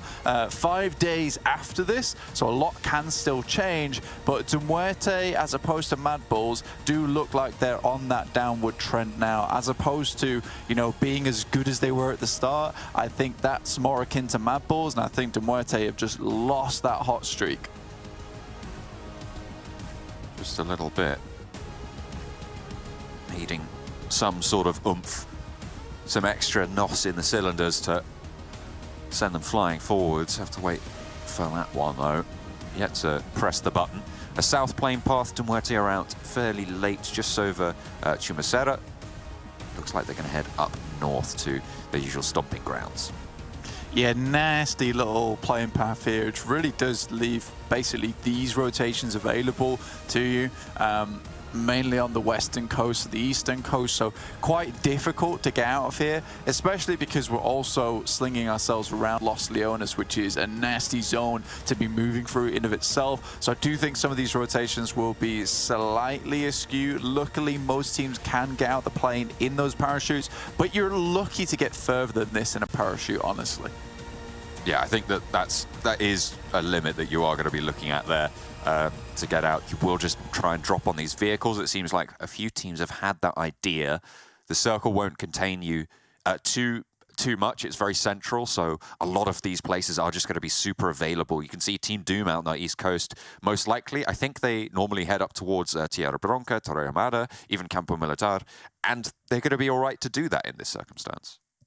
Yeah, 100%. This should be absolutely fine for some of these teams. MADBULLS down to Puerto Paraiso, as well as Nexus to the north side. I know that's a little bit difficult for you guys to see, considering they are practically the same color, a slightly more blue on MADBULLS side. But yeah, this should be okay. We can figure this out. We can figure this out. It's just if they're fighting, it's probably going to give me an aneurysm. But that's okay. Giving me an aneurysm is what PUBG Mobile is all about, because sometimes I don't understand these rotations. Right. That's fine. We got to analyze this stuff. And that's what we got the beautiful desk team for. Ah, yeah, that's true. Although, to be fair, I did go to year 3, so I did learn my colours, which is going to make it a little bit easier for me. What? There was a year 3? I know. I stopped Most at people year stop 2. at 2, but I qualified for year 3. Oh man, you must have been real intelligent. Sly European has taken a couple of pot shots. Nothing too big going on at the moment. Game Lord up towards Hacienda del Patron. Another team that we didn't really talk about at the start of the day, but have really impressed me recently. I still think that they are frustrating at times because they look so good. And I think, you know, it was, I want to say yesterday, because it does feel like it was so recent. But on our final day, Sunday, last week, we did see that Miramar, I believe it was, where Game Lord had a really strong central position, and it was taken away from them by Dagestan to a very unfortunate engagement. And I think that they're making a lot of the right decisions. Their team fight sometimes is very good, sometimes it's absolutely abysmal, and I'm a little bit curious of what's going on there, because I can't quite pinpoint the problem anymore. I used to think that it was just not a very good meld between Victor and Narvalo, but they're looking like they're working together very well. I thought it might be Akashi, who wasn't bringing that same firepower as the rest of the team, but he's really improved a lot. And honestly, Robs is kind of a very well-liked and loved player at the moment by everyone on the broadcast, so that's absolutely fine. So I'm not quite sure what it is, but sometimes things go very, very wrong and seem completely unsalvageable by Game Lord.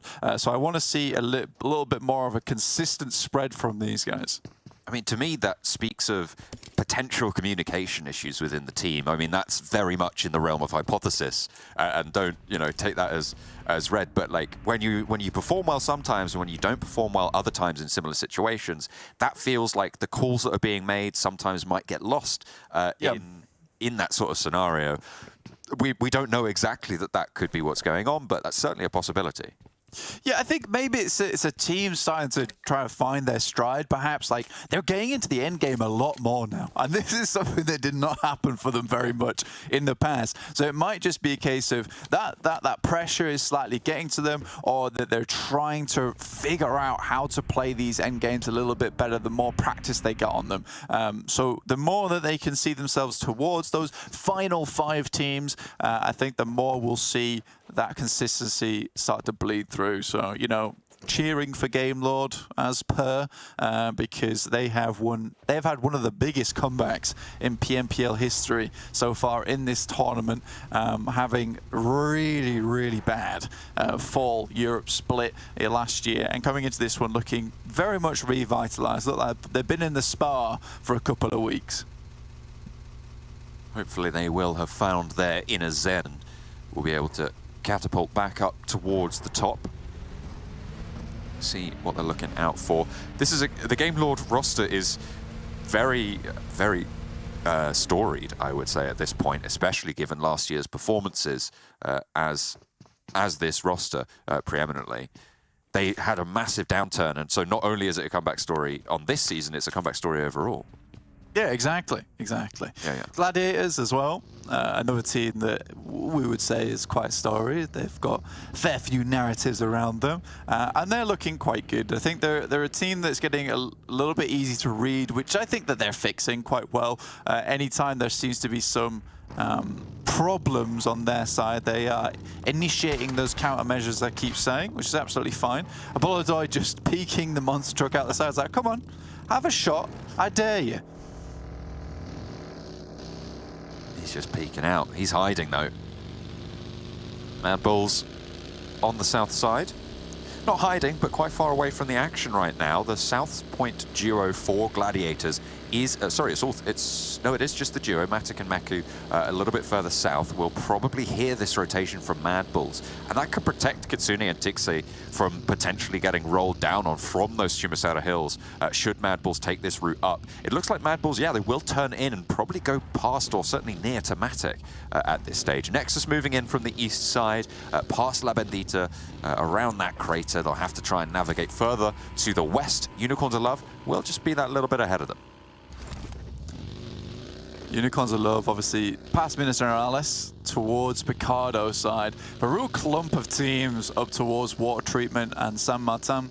You got Shockwave, Game Lord, Sly Europe, all trying to vie for a position there. Game Lord's usually quite good at holding out teams in this position. They gave a lot of trouble to a team like Avalanche, who's moved further down towards that western side. Doesn't really get too involved on these engagements over towards Hacienda del Patron anymore, purely because of how good Game Lord has been at defending that area. But we are heading over towards our next circle very shortly.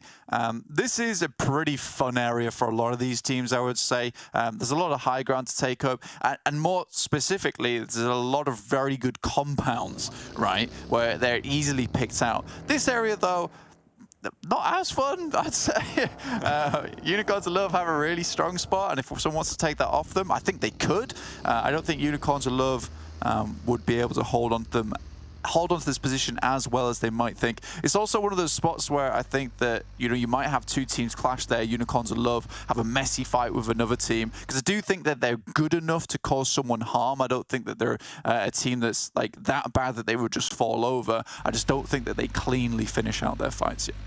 I mean, at the moment, Unicorns of Love on the overalls are 15th place, right? So they're close to that bubble, enough to be somewhat in danger from teams like KASIK and Avalanche from overtaking them. So Unicorns of Love do need to show us that they have that power, or there's certainly at least some strength here.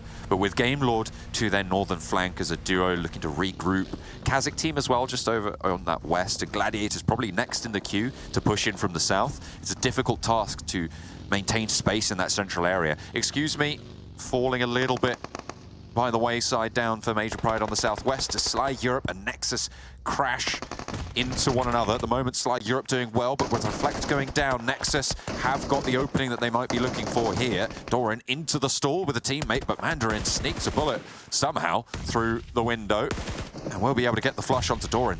Nexus now losing two and not getting the flush for an elimination point in return. Ooh, that could have been a nasty nade there, taking down Reflect. Luckily, he gets back to the edge of the room, understanding that those windows are going to prove real deadly. But now that Sly Europe are all firmly inside this barn, goodness me, the nades are going to be really, real horrible to work with. Another one comes through from Goldie, that's on the backside, and now just one player left remaining. Keme steps through, tries to get the damage done. Great little step up there from Zashipa. Now has one last player to deal with, but so low. A little bit of a turnaround here for Nexus. Octavian vaulting in through the window. This is bold. This is dangerous. Oh my! It will be proven to be so, but in roll Team Doom, and Goldie's there to pick up the pieces. One player still standing. Zashipa has a lot more to do now to survive the rest of the storm, and Team Doom will third party on the engagement pick up where Nexus fell off. Absolutely disgusting.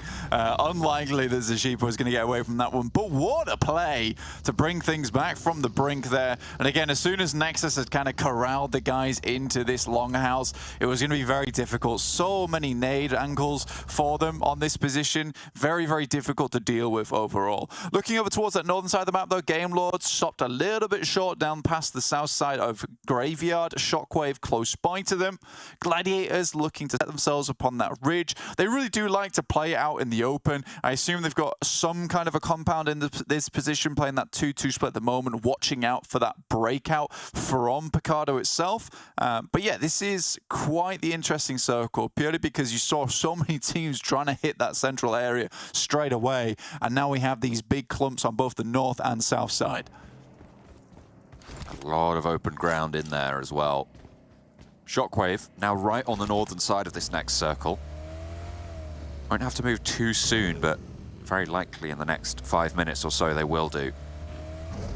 As things start to close down. Game Lord playing on the outside right now, under the purview of The rotation from Unicorns of Love, that's further central. Unicorns of Love shifting a little bit around to try and get as much power over the position they hold as possible.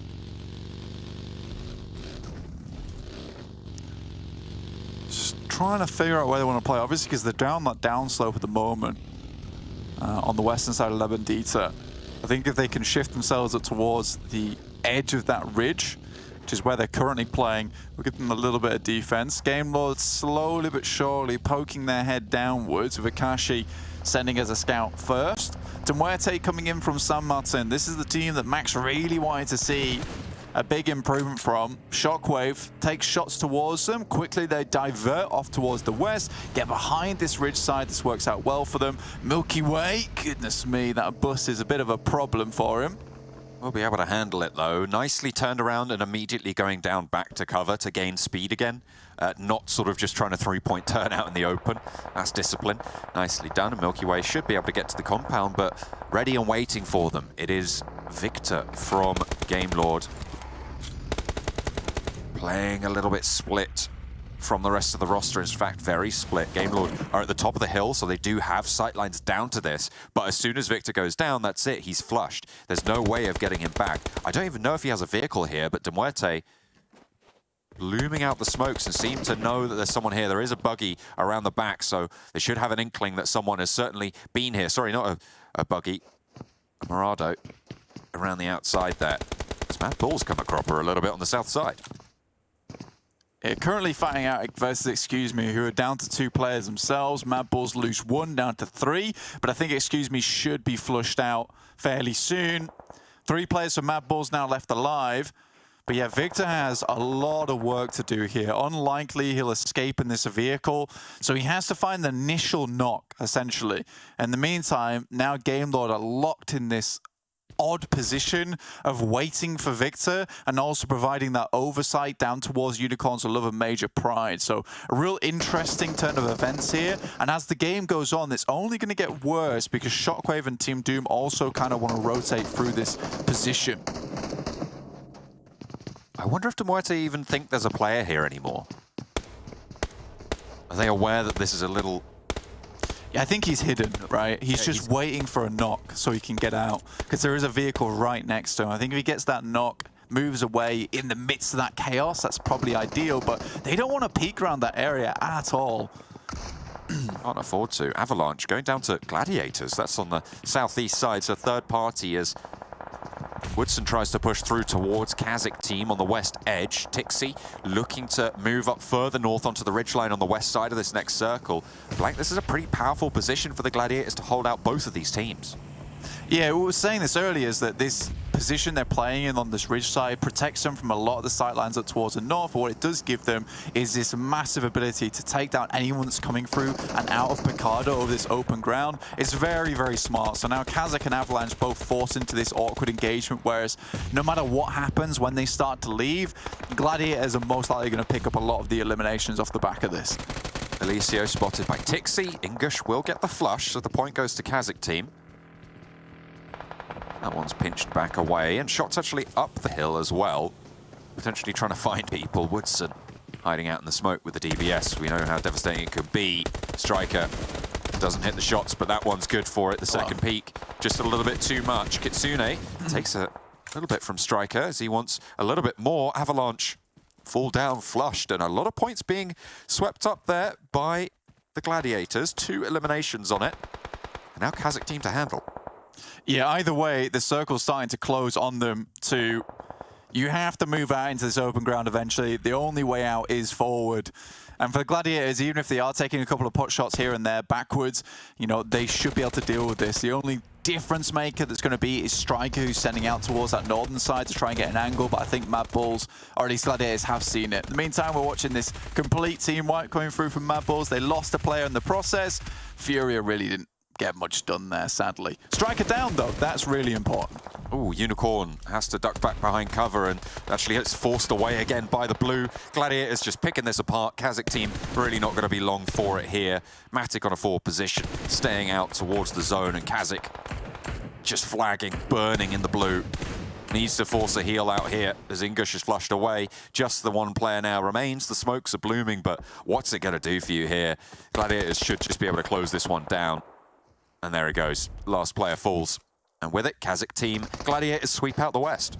Yeah, so 13 eliminations in that last game into 6 eliminations so far. It's really good stuff here. MUERTE actually taking the full-on brawl with GameLord at the moment, but it's SHOCKWAVE versus Team Doom are doing a good job to keep them off their backs, but it's only Zeus left alive. One player now up top for Seiko, for SHOCKWAVE. You say one player for Doom, one player for SHOCKWAVE as well. Moving in with the UMP.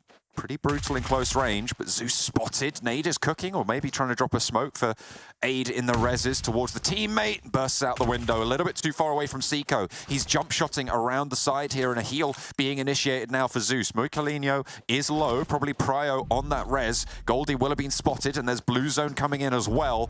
Unable to get these reses going through in this zone.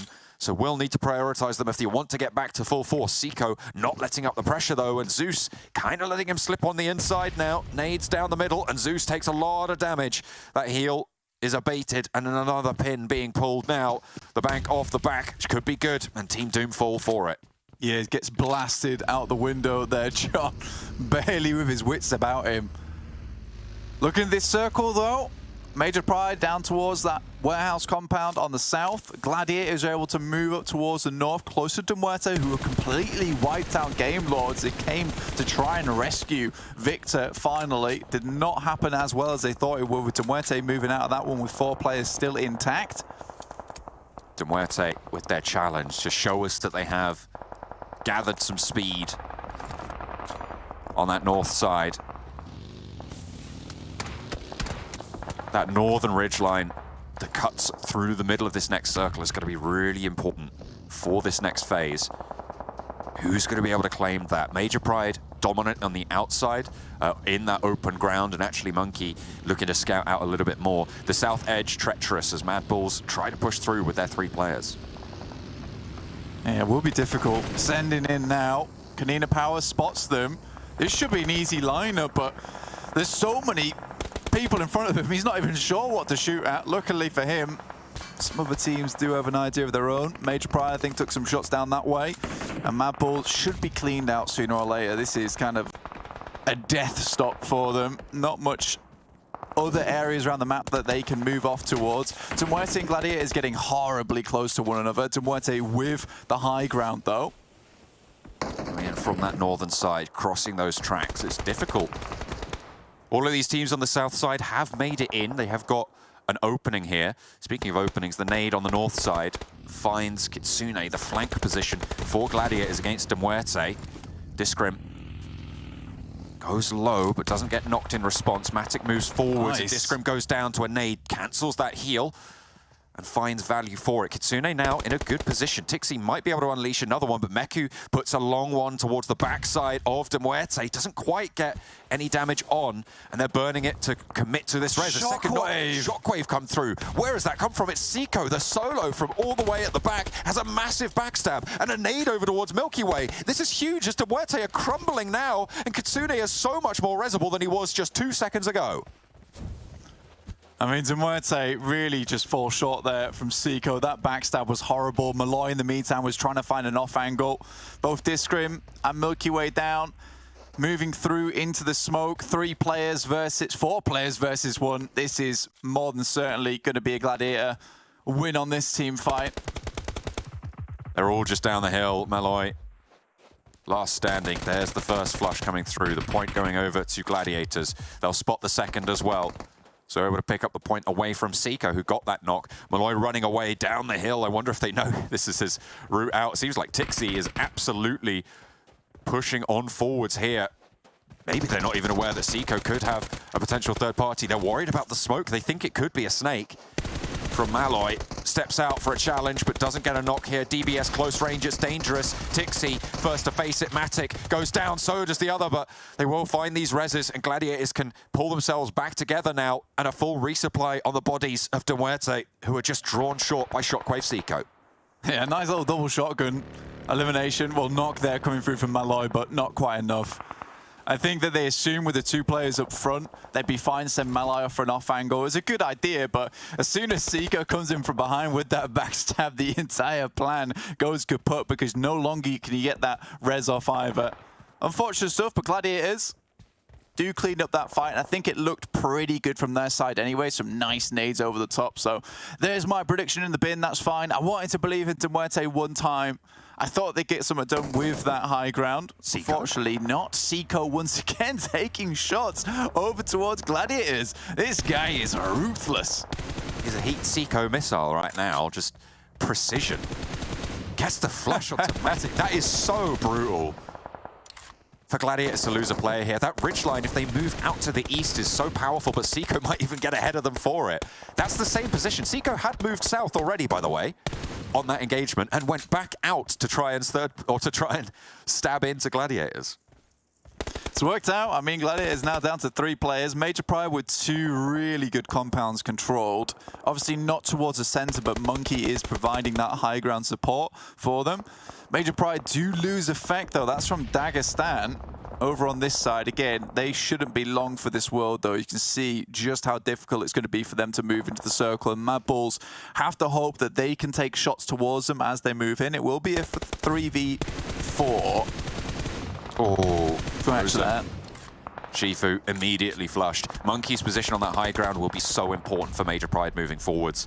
If they can get those reses. Akashi has stayed unnoticed right next to 2 players of Gladiators. And in fact, they're going to leave the position without even taking the fight with him.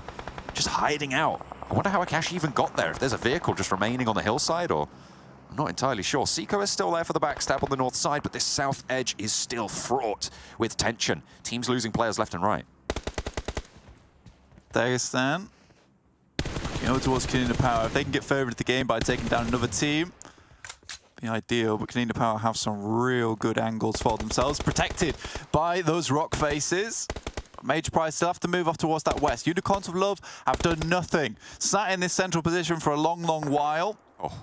In the ditch. This is placement points gain if ever I saw one. Yeah, that crater is so devilish to defend. Those nades just find their way to you. It's a funnel for damage. Just pours into your team. Seiko moves up. 5 eliminations, this guy. Seiko bringing Shockwave up to 6. Meku quite low, actually, on the outside here. Needs to be careful. But Seiko finally dealt with. There it is. That's what you're looking for. Akashi hides out in the shack, stays alive, and Gladiators get a really good hillside position for this next zone. 10 eliminations, so over the past 2 games, already 23 points accrued purely off those elimination points alone, so they are really on a tear today. We see this sometimes come out from Gladiators where they just seem to wake up. Bright-eyed, bushy-tailed, looking to come into this game with a lot of eliminations total. MADBULLS surprisingly have managed to get out, and Akashi, yeah, still going strong. How on earth are they not spotted him out yet? Maybe they know and they're just toying with him, but I think that's a little bit more danger than you're willing to play with. Bolodoi down on the hillside. Zerich flushes that out. The MADBULLS have been fighting pretty strong on this south side. 7 eliminations. Flique going down earlier. So that team fight, the double pump from the auto shotgun, just a little bit too much there. KONINA Power, 2 players. Gladiators spotted, and it's Unicorns of Love with an answer. Kitsune goes down, so Gladiators are on 2 at this point. The Unicorns of Love finally eat a nade, but that will be Resible in their spot. It's a smart play from Major Pride as well, because they just sit on this eastern side for a long, long while, and they know that all these teams, all they want to do if they're in their purview is get out towards this western side as much as possible. So they don't even have to clear teams because they know that they don't want to be anywhere near Major Pride. So they essentially have the entirety of this eastern edge to themselves. They've got players underneath and players up on high. It's a very nice setup for an end game. Unicorns of Love, like you said earlier, they had 0 eliminations up until about a minute ago, but as the circle starts to move further and further in, yeah, they are basically just a big basketball hoop which is deserving to be filled with grenades.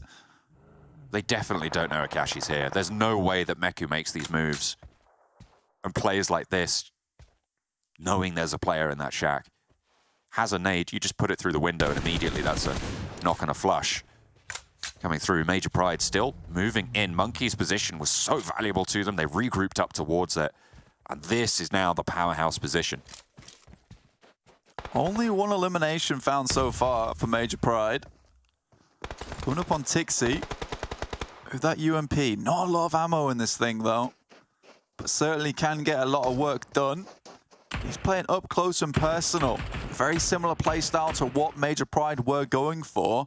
But you wonder if they even assume the player is going to be this close, with Meku drawing a lot of that attention over towards the blue side. But Tixi has to make a move soon, provide some pressure to help his teammate out. As soon as either of these two teams take shots, Unicorns put nades their way. It's the difficulty, and Gladiators are more aware of that threat than Major Pride, but you have to be wary, and you've got to know this position's dangerous. Major Pride not stepping too far forwards. They're not opening up their flank. They're playing it smart. Yeah, playing it really safe. Anything that they can't see visibly, they're not going to push over towards. I mean, they could run over towards Tixi's position. It would give them a better spot, but they're already fairly central. They don't need to move from here. So Major Pride really setting themselves up for a nice little end game. Meku moves up to Akashi's shack. Oh, he knows now. He heard him. He stepped back to the rock. This is huge. Akashi now up close and personal with Meku. Gladiators have been harried on the sidelines, and Akashi wins the duel. That is disaster for the Gladiators. They've just been picked apart from what was one of the strongest positions, and Major Pride now bear that mantle. Yeah, I think if Matic had able to run around the front side of the rock, perhaps Tixi been able to help, but again, he has to stay with the belly to the ground. Unicorns of Love coming over the top side, find MADBULLS. One knock and a flush over towards Zerich. Starting to flow out.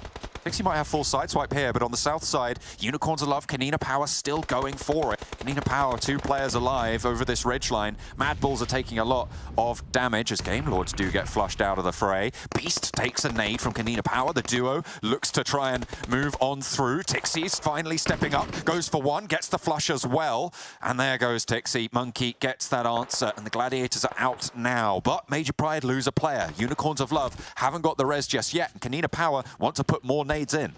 There's a lot of players in this end zone. And there's only so many nades that these teams still have remaining, and Unicorns of Love might have just weathered the storms in terms of the storage supplies of a lot of these teams and what they brought with them to this stage and what they used to get towards this stage.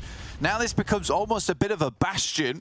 Akashi did have 6 grenades on him, I think maybe 7, so he would have been a massive resupply if anyone could have picked that one up. But Monkey going down now once again sees Unicorns of Love a little bit safer. Should be resable for Major Pride here. Nomi in position. Fash forward, spots Beast around the side, maybe. Oh. There's a player right in front of him, though, and they're sweeping on the leg going on because Noshi spots Fash, takes him out. Not before the knock onto Beast, and Unicorns of Love are just surviving. Gorzin tries to get the jump shot, but it's not going to be good. Major Pride now the only people to start to put these nades in. A lot of armor, a lot of health as well. They haven't really been in too many fights now, and the nades start to flow on over this ridgeline. Unicorns of Love have got value for this position, though. The circle will push them out finally and into the sightlines of Major Pride, and it is, as it always should have been, a full spray down, and Unicorns fall. Major Pride take a chicken dinner. They were denied in the first game. Yeah, really, really well played chicken dinner as well. I think Gladiators maybe could have done something better, but I do think the entirety of that western side was ruined by Seiko. I think we could have had a much more interesting finish. A lot of different teams actually challenging versus Major Pride, but if it wasn't for the Heat Seiko missile, as you so aptly put it there, John, who was just locking onto any target that he could find, we could have seen a very, very different western side of that map, with Major Pride having to maybe deal with a 4-man team of Gladiators, which would have been a very, very different story. Absolutely. That is such a difficult situation to play, and it felt like the Gladiators just got picked apart, but they still got huge value for the eliminations that they found that game. So a lot of points earned still, and they are still very much on form. Unfortunately for them, the northern side was a little bit too hot, but for Major Pride, they stayed cool, calm, and collected and took home the chicken dinner.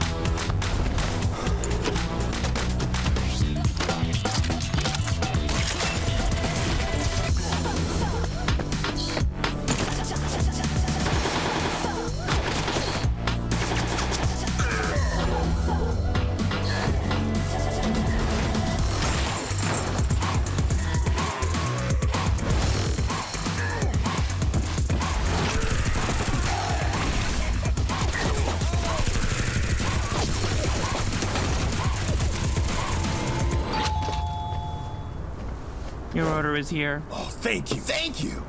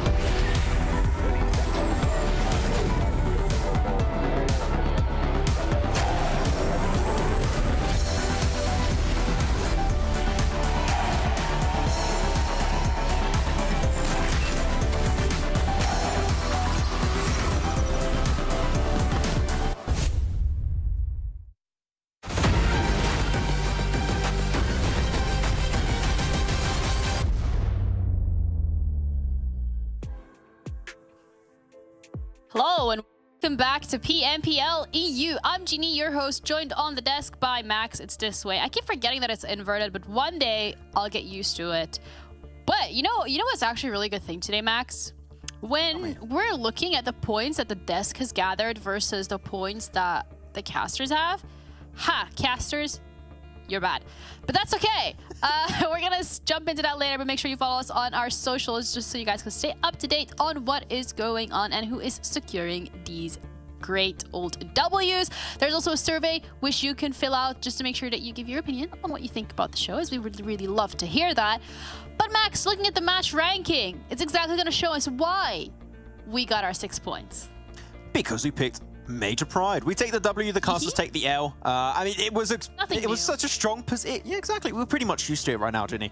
But 17 points on the board for Major Pride on this match, and they had the center warehouse for at least 50% of this game. They didn't have to move. They had a lot of resources. They had cars to keep under their control too, which Monkey was using a lot of the time to gather extra information and to facilitate future rotations later on down the line, which made it a lot easier for them to transition from the warehouse to then the ridgeline north of their position. So yeah, Major Pride really had the big step up here in phase 3 already with this second game so far, and I expect it to keep on going. But Gladiators, the thing is, we saw it last game. Sure, they didn't get the chicken dinner, but they get 13 elims game 1, 11 elims right now. Gladiators, they're all about those elimination points here.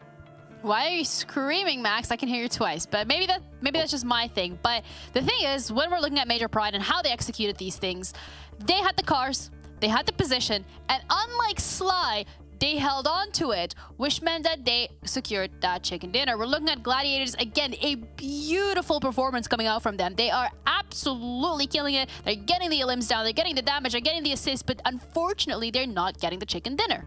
No chicken dinner. You know what? With the point system now, I'm fine with it, Ginny. I'm not going to lie, okay? Yeah. If you keep getting yourself double-digit eliminations every game and you're just barely missing on these chicken dinners, I'm cool with it. Debian's slick with it right now when it looks to Gladiators. And Matic, I think, got 5 elims this game. So like, I think you and Kalaris are saying like a glow up, and they glowed up significantly after phase 1. So they're looking great. Wow. Yeah, we did say that. But I was looking. Yeah. But yeah, Gladiators stepping up to the plate, and you're absolutely right. With the point system, getting those elims on the board are absolutely crucial. Sure, you're not getting the placement point, but 6-4, that's perfectly fine. You're getting your double digits elims, you're getting your points on the board. You're getting what matters, because at the end of the day, with this consistency, eventually that chicken dinner is gonna just fall right in your lap. It's gonna happen eventually. I mean, it could have been Gladiators' win here. No, if Seiko, well, it could have been Demuerte's game, should I say, if Seiko wasn't there. Like, he was an absolute pain in the sides of Demuerte. They couldn't quite make it, and then, I mean, Gladiators, the thing is, they're very opportunistic. They see a very small window of time where they can turn a situation on its head and come out on top. They will strike at the opportune moment for them to get in the favorable position, which is what they did. Weird scuffle happening between MADBULLS and the side of KONINA Power. KONINA Power do come out on top eventually, but Unicorns of Love, they had that one dip. They played this entire game, and I thought there's no way they're going to get the win. And as time went on, I realized a lot of people just didn't have nades anymore.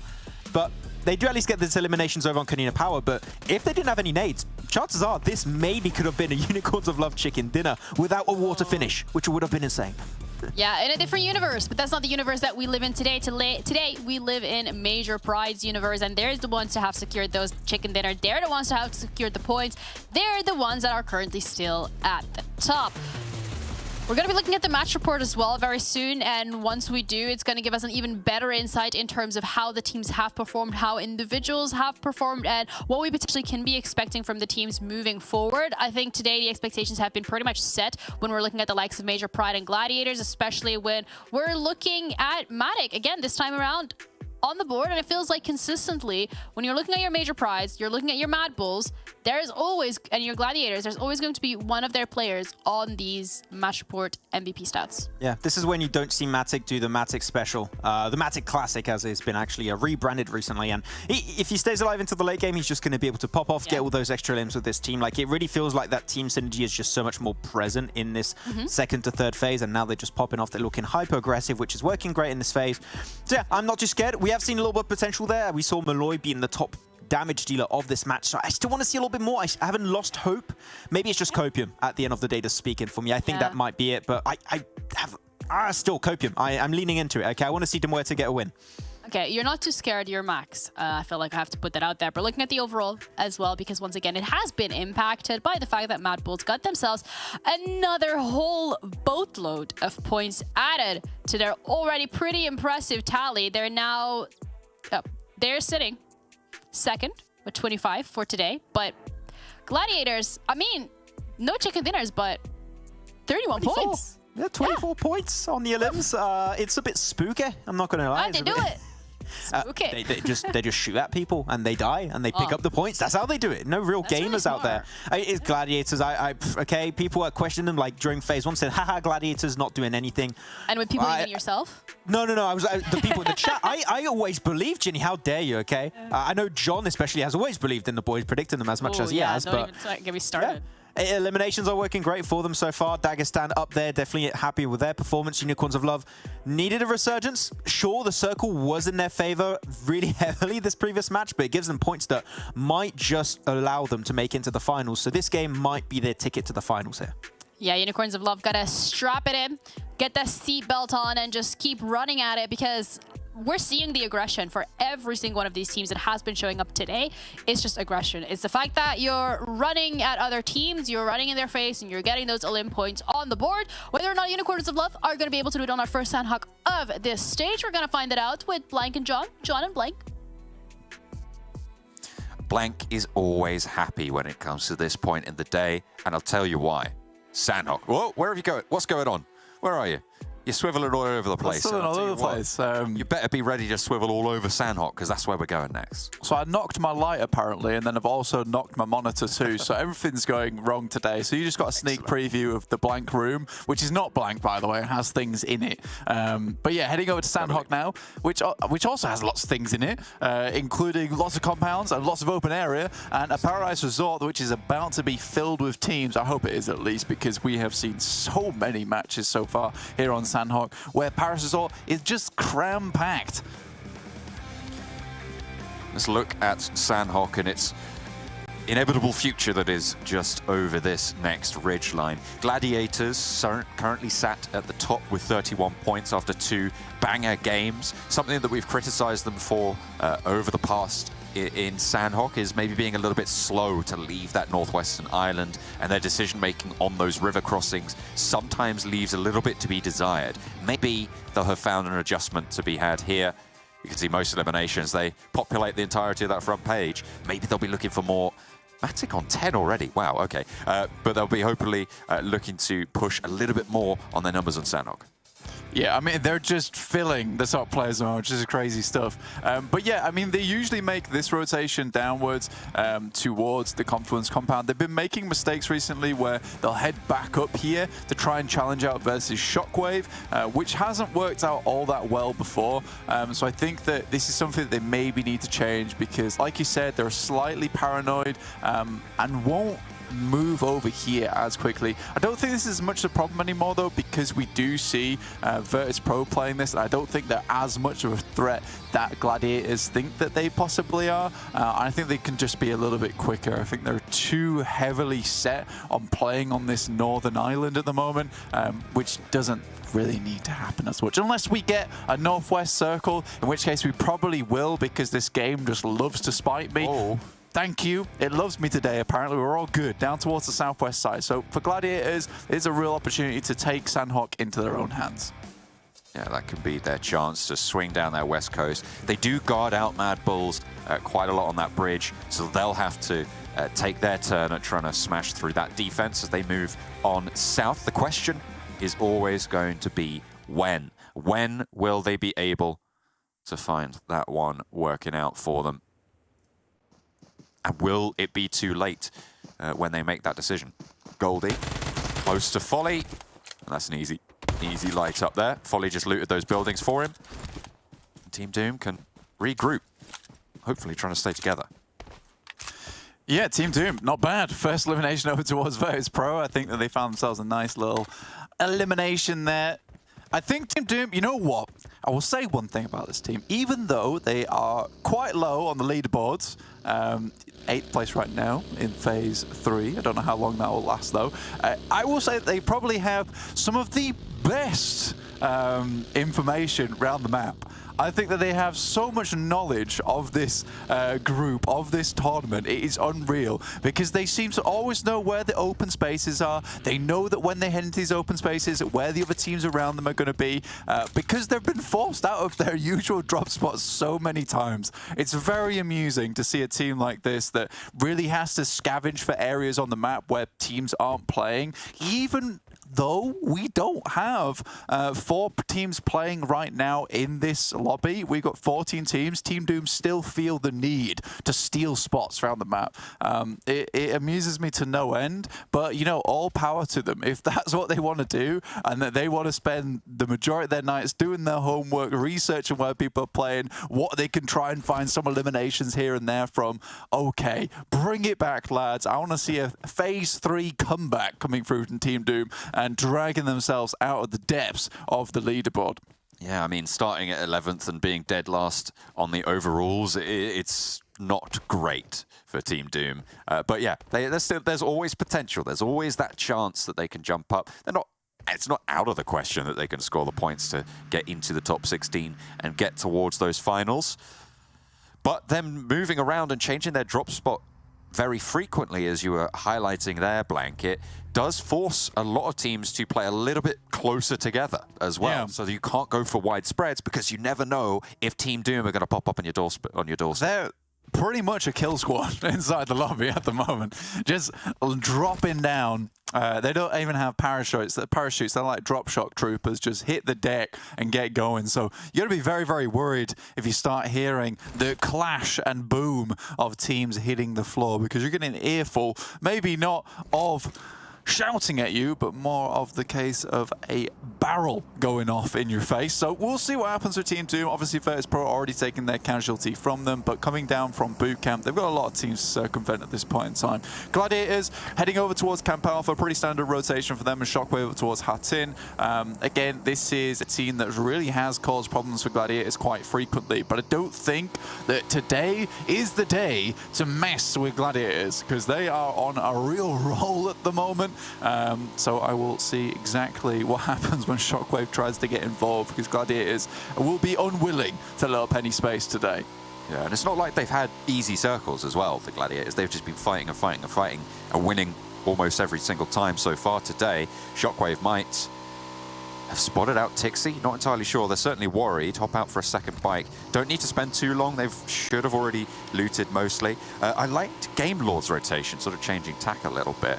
We saw them send down on what I would call probably the inverse MADBULLS rotation across the south of Painan and go into the compound just to the southwest of Painan. Yeah, the reverse MADBULL, I like that a lot. Yeah, 100%. They do typically play that wide split over the trash drop just underneath Paris Resort, and have quite a few times been cut out by teams just spotting one or two of their players and causing a bit of mayhem on that side. So this rotation, which is real fast, real speedy, over that bridge down towards the south side, even ahead of KASIK team who are over towards Kampong, they've got themselves into a fairly decent spot right now. But again, if there's anything to be said of those that last game that they played, John, I think for Gladiators, for Game Lord, sorry, do want to see something a little bit more. What's the word for it? Come on, this is the worst. I'm a commentator. I'm meant to know those words. You know, a bit more confident. That's what I'm looking for. Although this is just the epitome of confidence. Not sure what happened there, Fleek. Just cooking the nade a little bit too long. Yeah, that's just a full-on mistake right there from Fleek. There's no two ways about it. Whoopsie daisy. Yeah, just gonna have to. I mean, we both had the brain fart at the same time, so I'm okay. Fleek is a really good player too. Are you? So are you playing right now? Are you? I'm playing. I am Fleek. You've been Fleek the whole time. Yes, mate. That is powerful. No, I'm okay with that. You know, if Fleek can make some mistakes, so can I, because he is a real good player on the side of MADBULLS and has been really standing up tall for that team. And I think that, you know, towards the end of Phase 2, there's so much historical data points now we have. It's amazing. Towards the end of Phase 2 as well, I felt like the rest of the team has started to bring up the performance more to the standard of Fleek, getting themselves even a win over on that Sanhok. Circle sent us up quite nicely as well. This is a pretty pleasant circle for a lot of these teams over towards Painan. Major Pride quite happy with this one. I think they're becoming a little bit of a difficult teams when it comes to those predictions as well for us, because they can play from almost anywhere on the map, and now that they're over towards Painan, they have a real strong spot to play from going forward. Yeah, it's... Can someone res Fleek, please? Or they're just letting him wallow? He might be... I wonder if they're trying to keep the door open or something, because I think he was on top of a door and that nade went off. I'm not entirely sure. There they go. They're getting back up. Fleek's back in. Is he moving? Punished. Yeah, he's moving. Seemingly, for now. I like that he swung and looked at the camera as well. I'm here. I am moving, John. Come on. Okay. Believe me. See, more evidence that you are Fleek. It's me. It's just me. I'm playing inside MADBULLS right now at the same time. It's quite difficult. So that's why I commentate better on the... I don't know if that's fair. I feel like... Probably not. That's why I get away with all those little sneaky hideout points on Sanhok. Yes. It's the only way. Must be. We are joking, by the way. I'm not. I feel like it could be. Yeah, it's all good. If you can see my hands right now, I don't have a phone in my hands, so it's all good. Shockwave moved down from Hatin, sidling past the guys of Gladiators, and again, this time they let them pass. This is a big change from what we've seen before. They have tried to hold them out on that northern side before, but instead Gladiators, and I think this is the smart move, you opt instead of trying to go too hard on that crash and too hard on holding down Shockwave. You both take decent spots in the circle and you compromise by letting Shockwave into the circle itself, but it means that you always have a route to move outwards. Shockwave can always take a fight of another team, but you can't always get back into the circle at the end of the day. So I like this from Gladiators. They do seem like a team that constantly learns from their mistakes, and it's great for viewers at home and us alike as commentators, because we get to see what decisions that they are making to change things up, to fix things, because I am not all-knowing and you know, super smart at the same time, so it's all good. Hey, you got to be one or the other, right? You can't be super smart and all-knowing. That's not fair. You have to choose one or the other. ARR. True. What if you were both, but you just pretended to be super smart? Oh, I don't know. I don't know. ARR on that Northwest Island still. I wonder if they're going to go for a botation here and try and move out towards the south, or are they going to push through behind Gladiators? Because it looks like they've left a rear guard to deal with this. So ARR have to make that choice now. Scanning the coastline for boats. I think, is that one just off over by the big rock?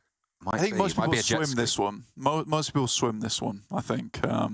They'll just jump in the water and get over towards the Tambang docks area. swim across, try and stay out of dodge. Because this is one of the rotations that if you get in a boat at this point in time, which you would most likely do from Lakawi and move all the way around, which Nexus might do at this point. But if you go for that, then it's very obvious where you're coming from, which place Gladiators can actually go for it. I do think that they're splitting themselves just a little bit, John, here, with sending 2 and 2. I don't think they need to go for this. I think that right now priority should be on, we can let these teams in, but we need to get towards a circle, which has moved over towards Painan, sorry. Yeah, that's a really hard shift out to the east. Keeps Major Pride in a prime spot. ARR did go for vehicles. They're running straight on over. Gladiators will be aware of this now, and ARR are going to pit stop to heal. Coming out of the blue, they do need to be wary. This looks like this has been read by the Gladiators, who want to keep that harassment, that pressure pushing on backwards as they make their way in. I mean, to be fair, from that northwest side, there's very little competition moving towards Painan, so if they could just keep their backs clear, they have a good shot for these later circles. Yeah, but again, we're going back into Gladiators' paranoia, because they are so worried. I mean, they were looking over towards Shockwave. Shockwave's already left. I think Shockwave made the right decision to head up towards boot camp, potentially try and pick up one of these compounds right on the edge side. Instead, Gladiators is once again preoccupied with holding out these rotations. I think at this point in time, Gladiators could move up towards the compounds that just sit outside that western bridge and then wait for AAR. But as you can see right now, they've waited so long that AAR's made them move mid-rotation of Gladiators. This nade could be very good from Tixi, but Kitsune already out the back and full broadside. That nade had to be good. Matic hits the deck for a drop shot, but it looks like Kitsune is just a little bit too low to be rezzed up here unless they commit to it early. Ace is able to get the flush, and Nox still pouring through. Kitsune taken down. ARR absolutely taking Gladiators to task here on this rotation from that northwestern island. And the Gladiators stepped back. It was too far. They've overstepped their welcome. Yeah, Gladiators, once again, they renegade against their own tactic, which I don't really enjoy. Tixi fully open here. If Aces had just kept the bullets going through for a little bit longer, Tixi most likely would have gone down. Has to invest a med kit, but in comes a Molotov from Becca. Really, really well done from AAR. Meku down, Matic probably last to fall very shortly. This was very, very well done. And I think at the end of the day, you look at this and it is very obvious what went wrong here. Third party, star player, ARR, not out of it just yet. They have got Shockwave to worry about, who have been third-party specialists across the way. Matic seen, and MADBULLS are chiming in from the south. Nade over the top. I think that might have been a Molotov. Just to force people back. Still a little bit of healing to be done, but there's the nade. Matic falls. ARR, however, will not go unpunished. MADBULLS are in their way. Yeah, MADBULLS get forward. This is what I'm talking about. This is the exact position that Gladiators could have picked up. MADBULLS weren't here as of yet. Shockwave, on the other hand, getting knocked out of the vehicles by Team Doom. Really, really good hold on their side. Shockwave will pass out. Circle moves over towards this eastern side, John. Okay, all right. Unicorns of Love get a cut of it there. Dark Project on the coastline. KONINA Powers Hill is going to be strong. Absolutely. A really nice ridgeline to play around with. Unicorns of Love playing it very safe, just like last game, looking for those placement points. They realize that they're right on the cusp, right? Game Lord moves in over towards VIRTUS.PRO, trying to clean out this team. They did lose a player very early on to Team Doom, so down to just 3, now just 2, and Robs with the DBS, a deadly opponent. Around the side, Robs loses Narvalo at his side, but able to exact revenge. VIRTUS.PRO over the ridgeline, lose once more, and Purple, the last to fall. Now Narvalo can get rezzed. MADBULLS are yet to push in from that western side, but it looks like they might be mounting up. And with Narvalo getting rezzed, there's a potential for the MADBULLS to get ahead of this again. Game Lord taking shots over towards MADBULLS, who, like you said, are getting ahead of the program. And Discrim's on the bike, and Fleek's there with the shots. Immediately running him down, dogged in their pursuit. The MADBULLS charge and straight through the back ranks of the MUERTE. Unfortunate timing, could have probably caught 1 or 2 unawares of the MADBULLS rotation, but now they know there's snakes in the grass, and Fleek is up for the challenge. Tulika now needs to hold his own, but fortunately there, MADBULLS have, the MUERTE have found that sideswipe. Zerich have frozen, now need to roll him over, and Malloy now left last standing. Zerich goes for a little bit more. Obviously, to MUERTE, Happy J off in the distance, starts to bleed out. Malai going down as well. MADBULLS do lose Fleek, as well as Chulika now, as Game Lords start to chime back in with 4 players of their own.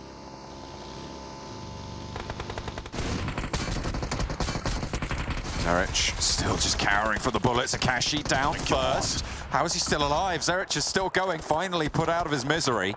But Game Lord slowed, brought down to 2, and KASIK team have angles here. They are starting to light it up. A wide split from Dark Project in the meantime is under pressure from NEXUS. Yeah, NEXUS, I think, have done a really good job here. I mean, they were kind of set back just a little bit by these 2 players, but I think that they get the bead, realize that Dark Project is just down to 2 now, and we'll go for the full send in. Latte taken down by Doran's nade. Great stuff from them. Should pick up 2 eliminations for the Troubles. 9 teams remaining, with Game Lord making a desperate attempt in towards the water. 2 players from Dark Project still going on that compound, but it will be only 2 players there. All these teams on the northern side sent out of the way as this circle centers down towards that south side now, John. KASIK team also in a good spot, but yeah, that river is real nasty. This is NEXUS really in this massive compound. Major Pride, they thought about moving up the hill towards KONINA Power, but with the shift, they don't want to make it. A very split decision here on predictions. This was made on the last phase. I think before Dark Project had lost those 2, so Max, unfortunate on that. Unicorns of Love want to take the hillside. Yeah, up against KONINA Power. Like you said, this hillside real strong for them. Honestly, it's a very, very good position to be playing in. Major Pride still have to make some tough decisions ahead of them. But with AR, just Elementrix as well, taking these shots, doing the damage, should go down towards the blue. But these nades, real problematic. The fact that Major Pride lose 2 players off the back of that is disgusting. ARR have been massive problems this lobby. Won't go any further though. Elementrix finally dealt with. Dino, sure he moves up this coastline, but he's only got that tiny little ridge to play with, and there's teams on that south side that will take them down at a moment's notice. Very difficult route ahead. Unicorns of Love want to challenge the top of this hill as KONINA Power seem to have their directions, their positions preoccupied. Finally, Agorazin spots the threat from behind, and now they can start to be on the swivel. Make sure they keep this ridgeline back suppressed. Unicorns of Love do not have the circle right now. Oboladoy goes down first and Fash soon to follow. Unicorns of Love are doing a lot of work here, and the nades pour in from SHOCKWAVE. Another one over the top. Beast launching them through as well. You've got to imagine these 2 players from KONINA Power are not going to last long here, Blank. And they will suffer egregiously. Agorazin not really getting the value from the position, not getting a knock there either. Noshi still forced to move downhill, and there's more players for them to worry about, sure. But the flushes are coming thick and fast, and Palucci goes down next. Noshi from Unicorns of Love doing really good work, actually. Unicorns might just find themselves a chicken dinner off the back of this game. NEXUS with 3, though. I really want to see them take this home. They've got a fantastic compound to play around with, good sight lines around them. Unicorns of Love quite unhealthy right now. Dark Project still might be able to finish out this game quite cleanly, but they have to play their cards right ahead of them. Malloy's been a solo for a while now. Ingush seems to know it. 5 bullets in the mag, and not even going to be able to get those out. It's a nice swing from Malloy, keeps him alive. 4 first aids and a little bit of a resupply there to keep him alive, but will need to cross the river in the very near future. With those shots, people will be aware of the players to the south. Keme not under pressure just yet from Wait. Doesn't have the lineup, doesn't have the instant knock, and you don't want to give yourself away with Unicorns of Love just above you on the hill. Unicorns of Love, I think, have suffered quite a lot there, but it seems like they've still got quite a bit of decent utility on board. This is just unfortunate for this scrim. There's been a lot of late rotations coming through. Weight goes down to some shots coming through from Unicorns of Love. Now just Madness still remaining. NEXUS taking shots. That's Keme. Could this be the first chicken dinner we see from NEXUS in a long time?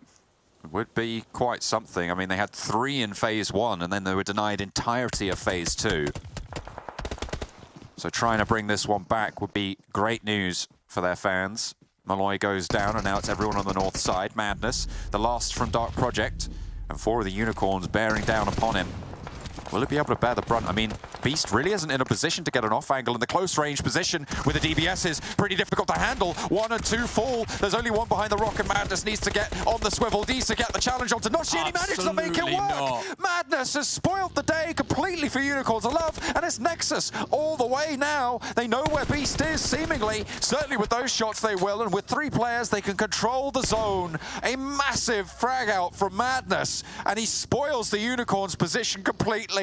Across the hillside, they were ready to roll, but it is Nexus to calm things down from the compound they push out. And what a way to close it down. The DBS brutal on the hillsides of Sanhok. It's been a long time coming for Nexus here as well, and they'll be really pleased with this result. They've been testing a lot of different things out recently, and finally it comes to pass.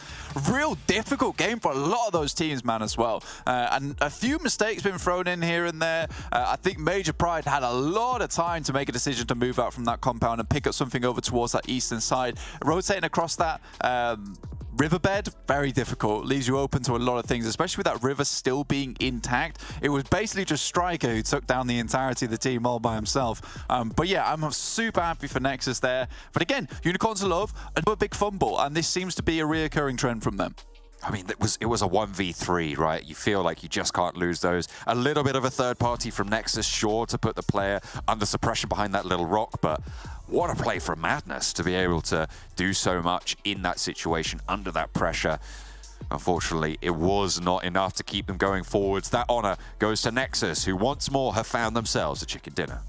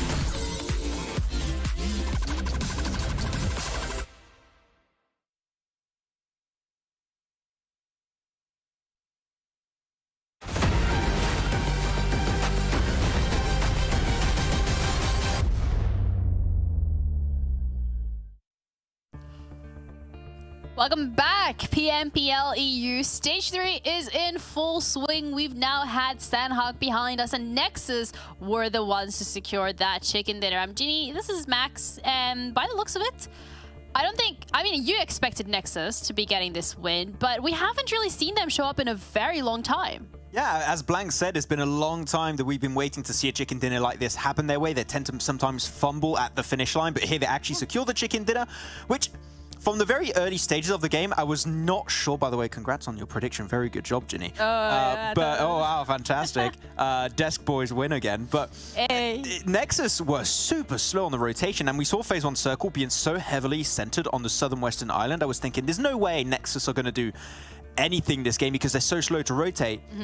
These circles have been insane on Sanhok. It went back to the mainland after it was centered on Phase 1 on the southwestern island. It was rough for all the teams, except for one, and that was NEXUS, and they just held on to the west.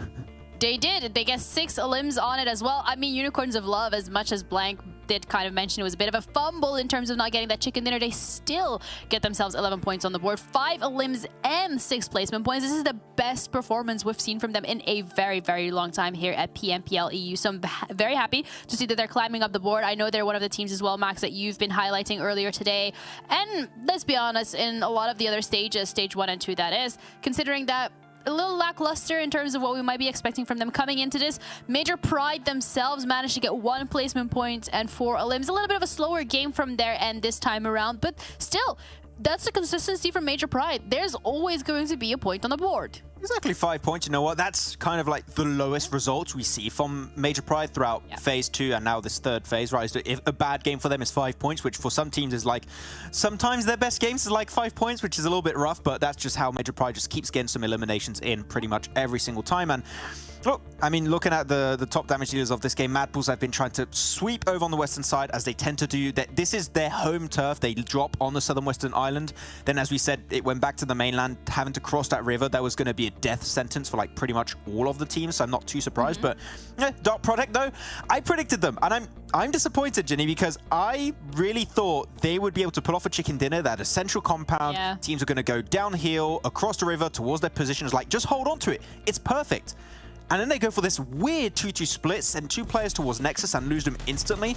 I think there's a world where this is a Dark Product win, but they just throw it away and lose 2 players for no reason at all. So yeah, it's unfortunate, but at least they get a few points, I guess. Yeah, maybe in an alternate universe that would have been the case, but all in all, as we're expecting from Sanhok, it's a bit of a bloodbath, really. I mean, you're getting players from every single angle, and all in all, a great performance that we've seen from MADBULLS. Unfortunately, not great enough for them to hold on some of these placement points. MUERTE waking up a little bit as well, but once again, not enough. Not enough. Though we did see at the start, though, I think Gladiators are so used to not having any teams backfill on trifecta rotation that they were just not ready for ARR to go for the backstab play. And respect to ARR, because I think they saw that maybe during some VOD reviews or something and saw like, oh, this is a good opportunity. They just never check their back. And we have an opportunity here to get like 2, 3, maybe even a squad wipe relatively quickly. So sure, ARR do go out early in the game, but they pick up a few eliminations, eliminate Gladiators towards the top, so that's always nice to see. But as we said, this river cross, especially with where Major Pride were in Painan, chances are things are not going to work out for you. So teams tried to make things stick. They were like, okay, though Madness, how on God's earth does he get this second elim and then the third one while English is continuously spraying down on him? I don't get it. I don't know how that happens in 1,000 years, but Madness somehow gets 3 easy points for his team. So, good job. Madness from Madness. Yes, it's good job. Yep. Yes. Yep. Anyway, he's just built diff. That's all I'm going to say. That was a great performance from Madness, individual performance coming out. But let's have a look as well at the top damage in terms of the players. And of course, he has to be there. And now this makes me even more angry, Ginny, because I'm like, imagine if there were a full team in that bloody position. This chicken dinner. There you go. Exactly. That's what I'm thinking. But no, Madness sure gets a 1v3 clutch that he should not get in 1,000 years. Good job to him. Though, it's in terminals, able to get himself a nice little bit of a 380-meter shot. That's always good to see. But I'm intrigued, actually, for the side of NEXUS, because this game was with Kapahala, Doran, Kemi, and Octavian. They got a chicken dinner without EXO playing, which he's been like this new star that's been created for the team throughout Phase 2. So, no, good on the team for taking a chicken dinner when EXO is not playing. It shows that this sub-rotation, to some extent, is working, even when EXO is not here. Yeah, and that's a very important thing as well, because we do have a couple of games left. We have 2 more left today. So in terms of the expectations that have been set, I'm very impressed by some of the teams that have been showing up today. And we're going to be starting off with an overall ranking of Stage 3.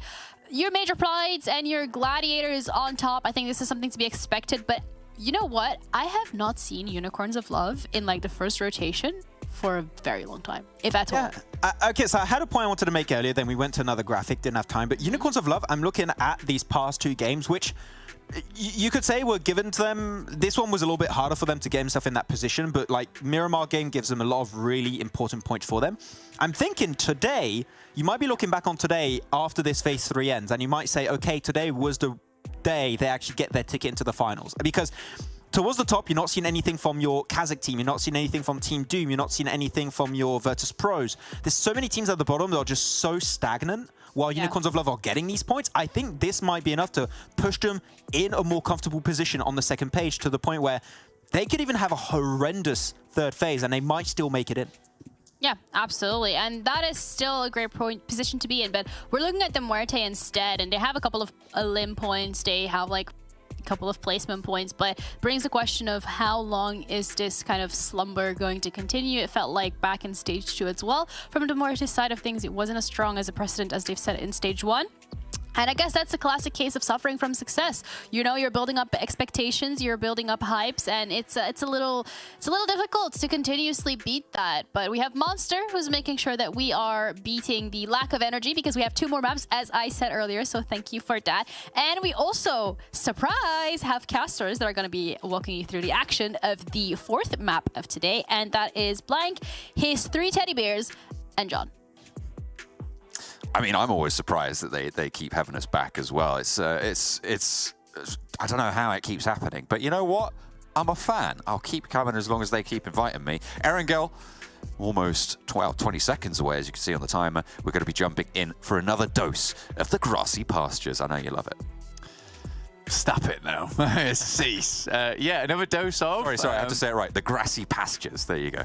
You tried. It's okay. Don't worry about it. The Kalaris really hits that one on the head, but it's fine. We're heading over towards Erangel now. We're at the crates on our screen at the moment. But yeah, I think that there was a lot of conversations to be had about that Sanhok, and it was very interesting just looking at how some of these teams' playstyles have evolved and how continue to play out. I mean, Maxman being a very, very good multitasker. We were having a conversation whilst he was doing some excellent analysis over on the desk about Dark Project, who honestly, they are very greedy, and they've done this a lot in the past with their 2-2 splits. And I think that they're getting some false positives from some of their games where they take these 2-2 splits, they work out, they get themselves a chicken dinner, and they try and incorporate it on other maps. It doesn't work out. I think particularly on Sanhok, when you get to around about phase 5 and phase 6, you have a dominant compound within the circle.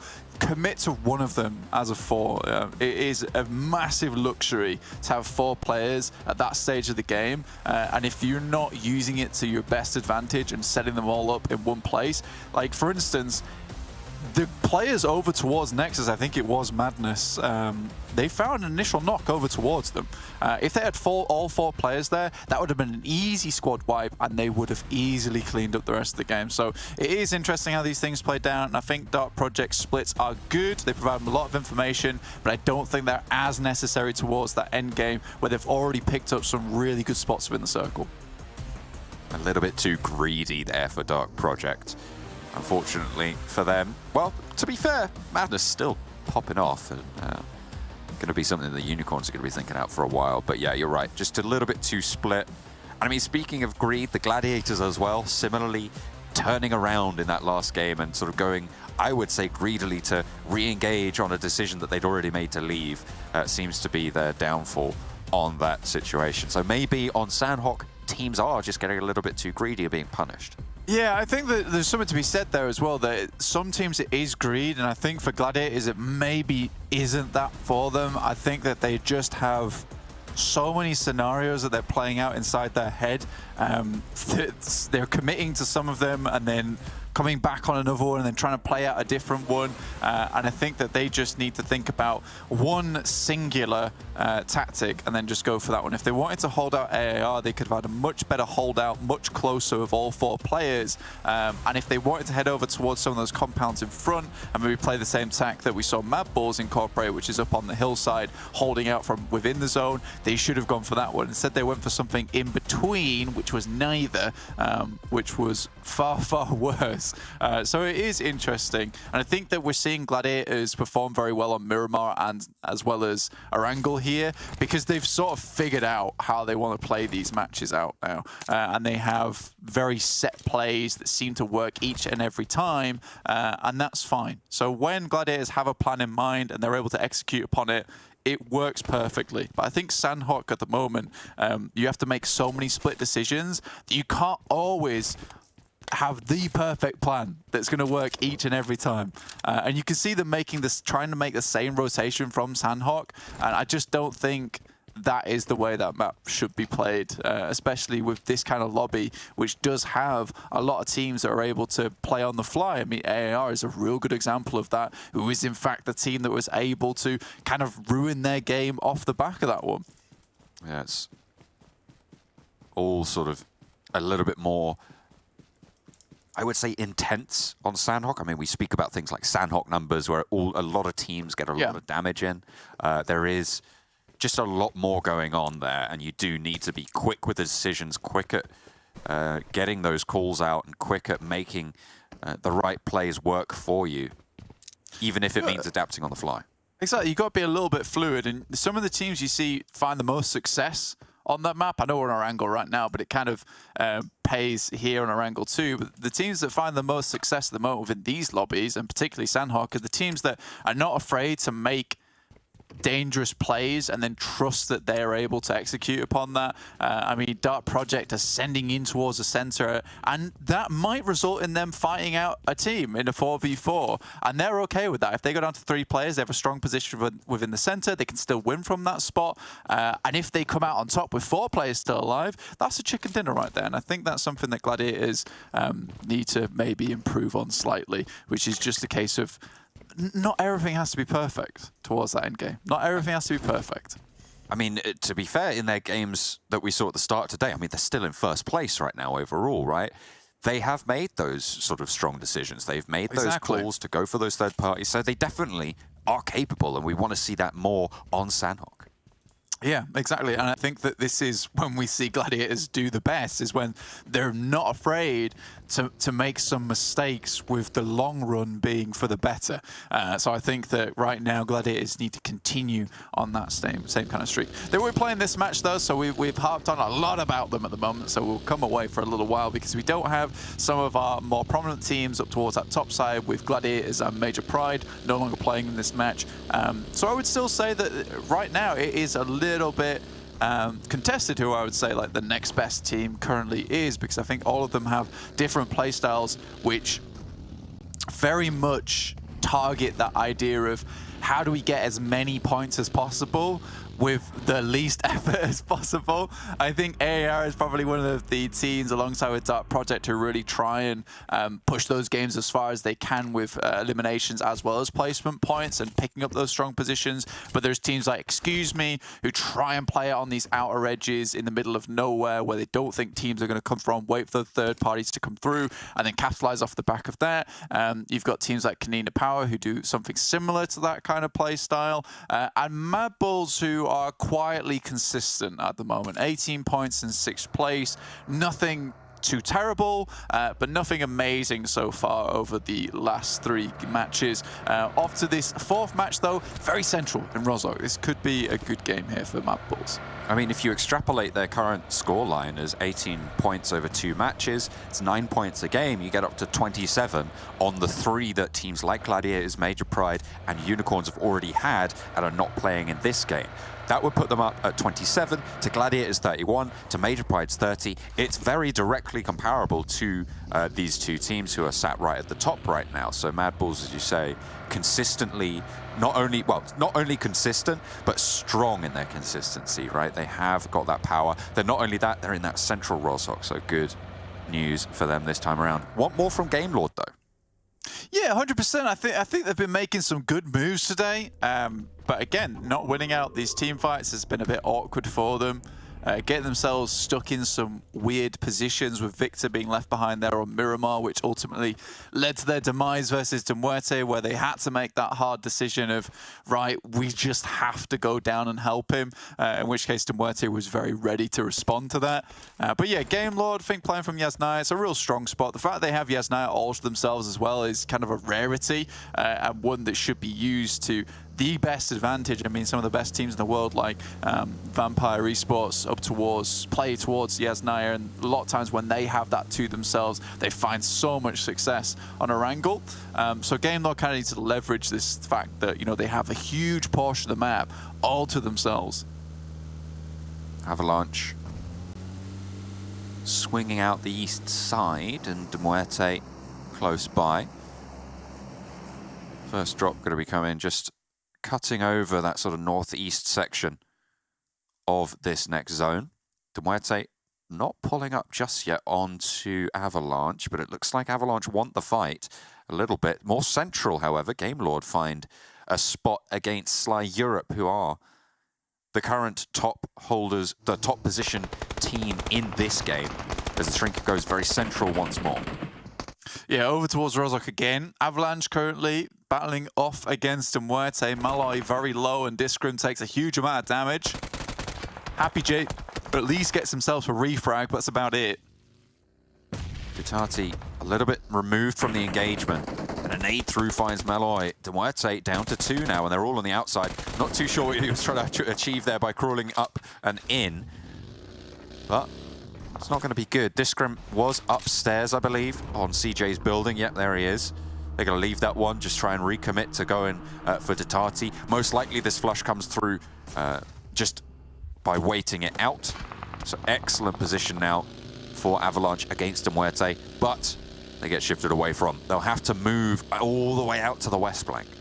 Yeah, I think that for MUERTE, it's kind of been like Takeshi's Castle for them. They got through the first couple of stages very, very well, but now they've hit the oil slick slope and they are slowly sliding down. A team that used to be able to comfortably defeat Nexus on this rotation now can't even deal with Avalanche. I think that this is a really good, well, not a really good one, but quite a bad sign of MUERTE's current performance within the tournament. Going over through to finals, it does not really fill you with confidence if you're a fan of this team. But I do think that there's still chance, there's still hope, but right now it's really not looking good. No, it's far from the team that we saw in Phase 1, and they are just not here, a ghost of their former performance right now. Dark Project, 3 players alive. Ivaneska sailing on in to back up Latte. Aces is down, and Becker and Tapok don't want to push forwards until that's regrouped. Elementrix out the back there, repositioning and potentially getting a pretty decent off angle. All 3 of the Dark Project are here. The res did come through over into Aces, and Tapok has that nade nicely placed by Latte, and immediately a re-knock over towards 1 and getting a second knock as well over towards the outside position of Beck. Tapok falls, and now it's just Elementrix needing to ride in strong to save the rest of ARR, but they might just fall short against Dark Project as Latte looks to heal up Ivaneska. Madness finds Aces, and Elementrix still moving through. Latte hit them with the double espresso there. The nade really blooming nicely. The question is, can Elementrix use that caffeine to his advantage and try and take it to the next level? Moves around the side with DBS, tries to finish it off, finds the first knock, looks for a little bit more, expects the flank. Goes for the spray, turns to the DBS again. Ivaneska going low, but Latte tamps him down, and he will be flattened out. ARR will be sent back down, and they'll have another chance next game, but not ideal to go out this early. Yeah, I mean, for Dark Project, things got real dicey there for a second. Tapok being the clutch maestro himself. MUERTE, Happy J, and Milky Way, last remaining players for this team. Do find 1 player from Dagestan, and that nade through the window might just clip him. Happy J jumps out the window towards the buggy. The shift came through, and it keeps the river in. Blank teams north of the river, few and far between. Currently only Shockwave. Game Lord look like they want to make that move, as well as Avalanche. Game Lord will step foot over the Yasnaya Bridge first, so 2 teams now make it to that northern shore. Team Doom also likely to be swinging in from Stauber. They kept themselves out of it for now, and they'll see what they can find later on. So MUERTE tries to send center down towards this coastal side. It's a decent position to be in, but you got to get there first. Sly Europe currently have that compound over towards the northern side. A nice defensible one at that. Oh, towards the north, like you said, there wasn't a lot of teams, just Shockwave, but now Gamelord have moved across. Avalanche over towards the eastern side on that bridge that crosses from Yasnaya. Team Doom field a couple of members there, so a little bit of a split decision in terms of where this circle's going to head up, but Avalanche currently will be holding out any team now that wants to head over towards that western bridge of Yasnaya. Furia flushed KASIK team, getting the res on the northwest point warehouse of Rozhok. Excuse me. Trying to find shelter underneath. In the rest of the town, Gamelord most likely next to come into conflict here if Shockwave move further south. Shockwave might want to start setting themselves up towards the sandbags, looking down towards Rozhok's side. The Gamelord already there first with a quick rotation from Yaz itself. It's decent stuff. I mean, Gamelord have spent a lot of this game just kind of moseying around a little bit. Well, that's okay. Yeah. Get themselves into a good position now. MADBULLS, who started in Rozhok, have moved further out towards that eastern side, towards a compound that overlooks to MUERTE's. 2 players currently playing underneath the bridge, who did make themselves fairly safe, at least until the end game, where teams start to have to crunch in towards that area. Gamelord will be making these fast, solid rotations. We saw it from them on Sanhok, where they made a good heads-up call to rotate to a compound across that river. Unfortunately, the shift obviously did go back to the northeast side of that river on Sanhok, but this time around, they get onto that northern side very quickly, ahead of Avalanche. Now, Avalanche are going to have to deal with Team Doom, whereas Gamelord have prime position.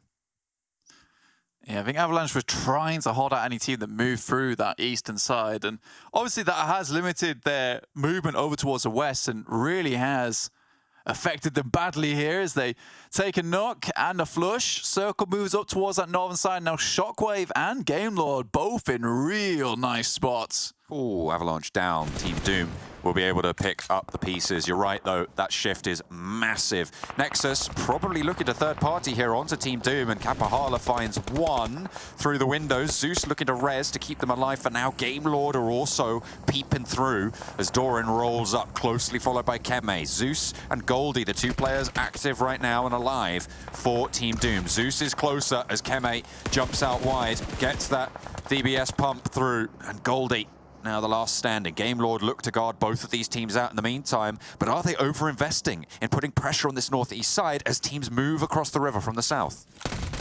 I mean, if they can clear this out, then they know that this eastern portion is a really nice area for them to have a little bit of rotate round. Terminus, though, sends out from Shockwave up towards the north to get a better view of what's going on, and Octavian taking down Robs is real bad news for them.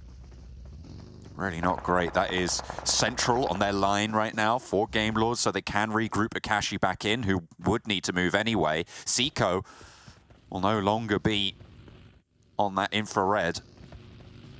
Just has to wait for a teammate to come back and pick him up. Nexus wants to roll over the hill, and Robs is just going to be abandoned here. Gamelord send out a little bit too far and get bitten for it.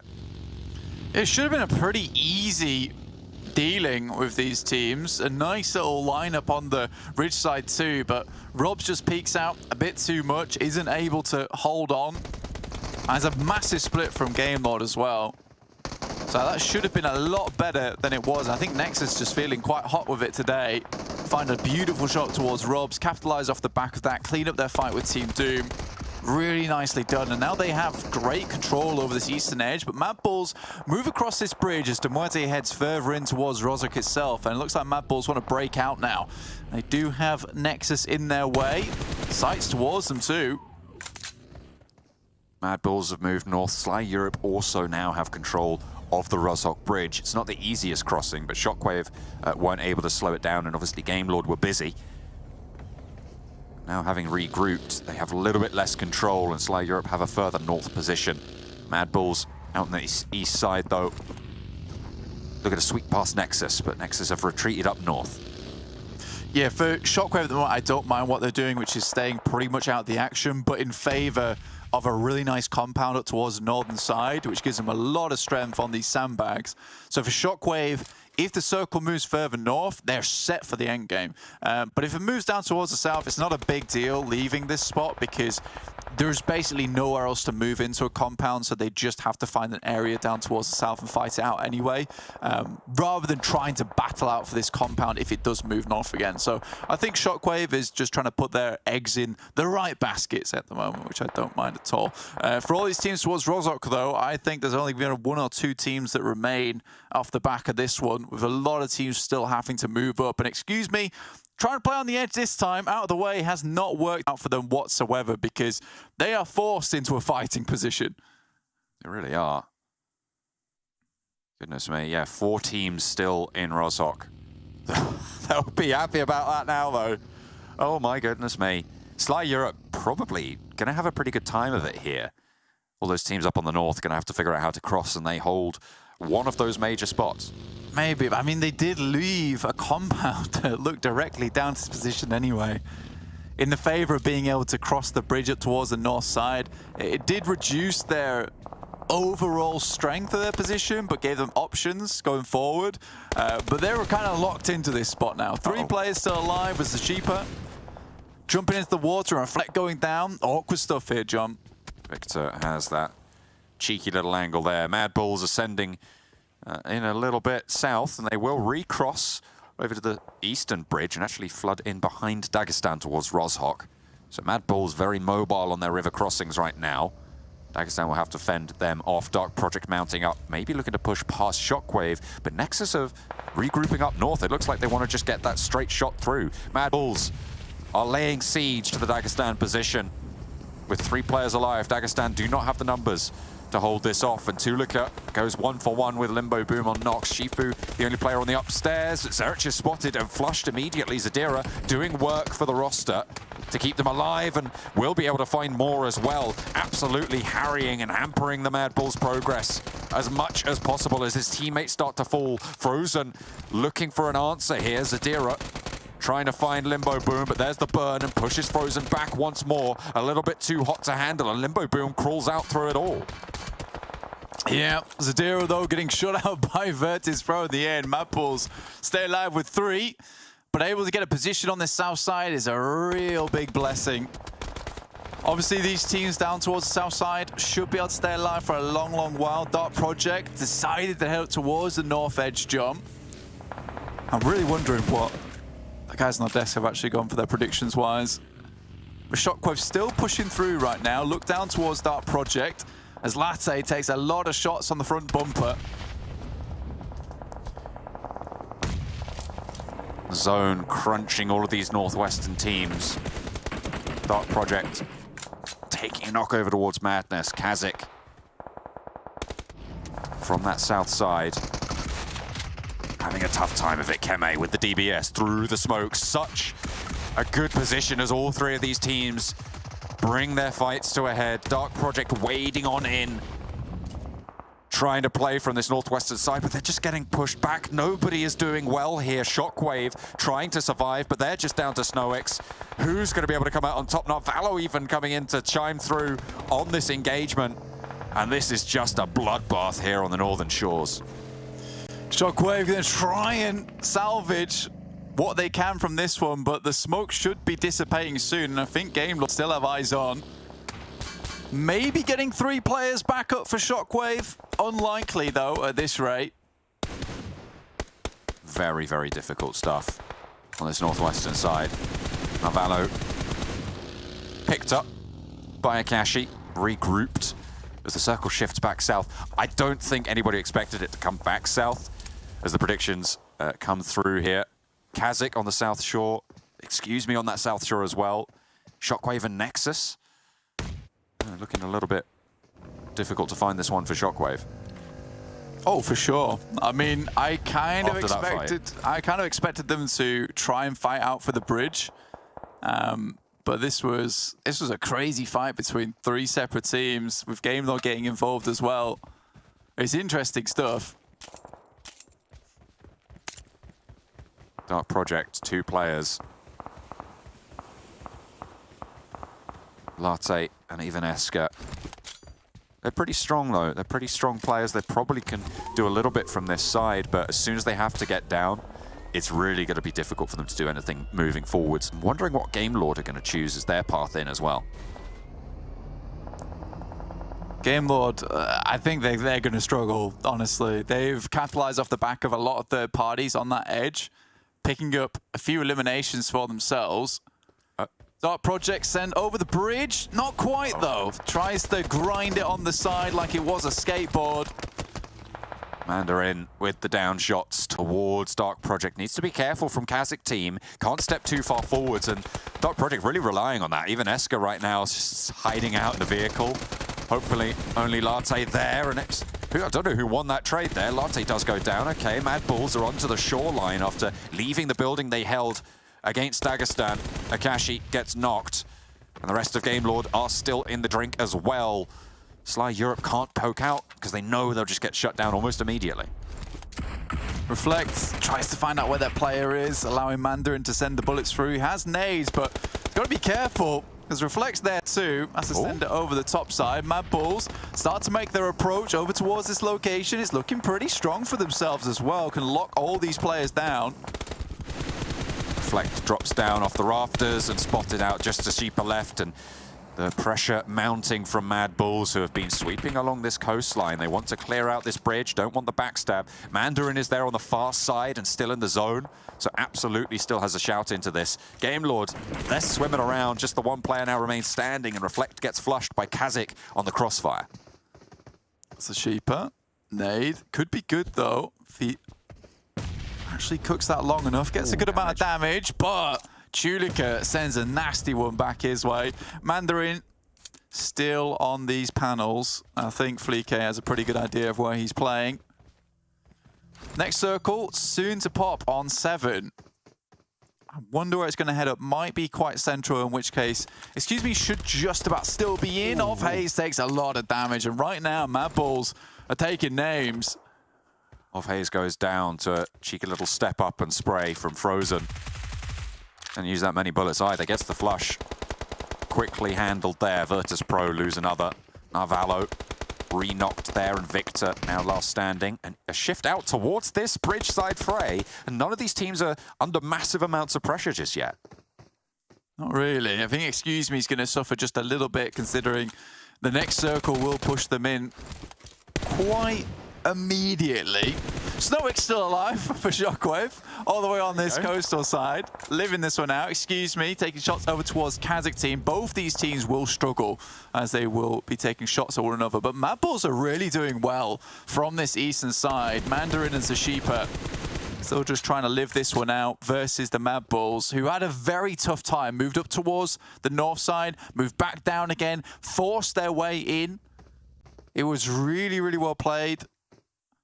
For MADBULLS losing one player, that was the cost that it took to get into this position, but now they're really making it work.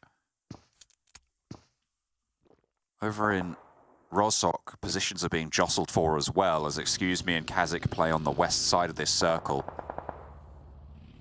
Sly Europe still playing with 2, and I think their northern side of the bridge is still in, so they have a lot of cover to play with. Striker trying to scout out now, get a little bit more ground for KASIK and play up on this ridge. No one can be on this north shore anymore. They should be certain of that. So this ridgeline, this plateau is fairly safe as long as they control that exit from the warehouse that Unicorn is taking care of.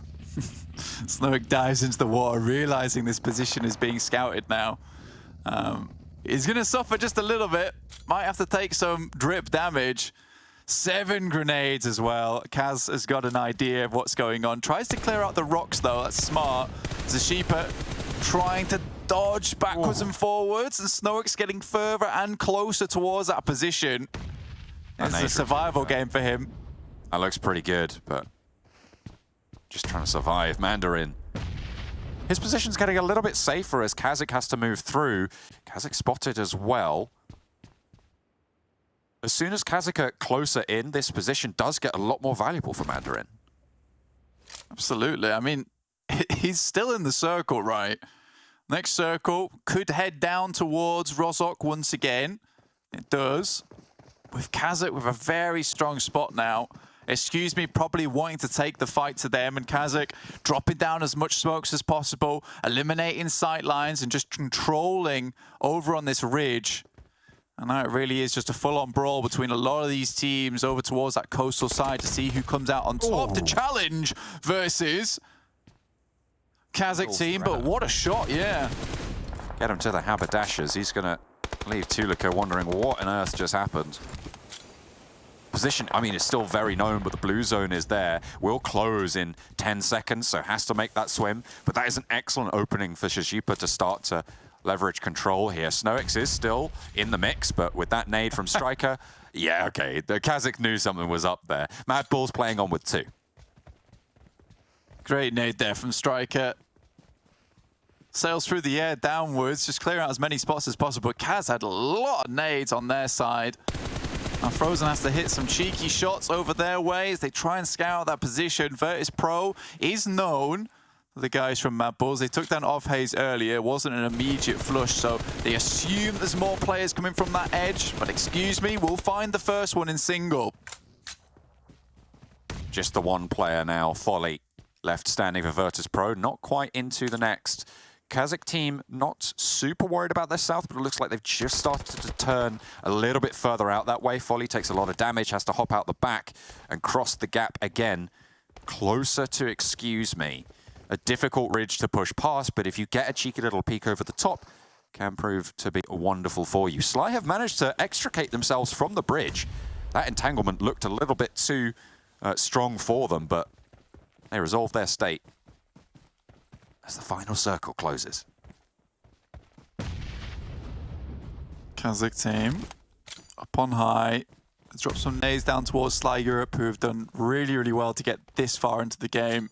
It has been a real tough challenge for them, playing from the pipes and the pillars inside that bridge, working what they can from it. But yeah, right now you're right. KASIK team aren't really concerned with their south, and they should be. That's a 3-man team that has the most chance at dealing a real deadly blow to them.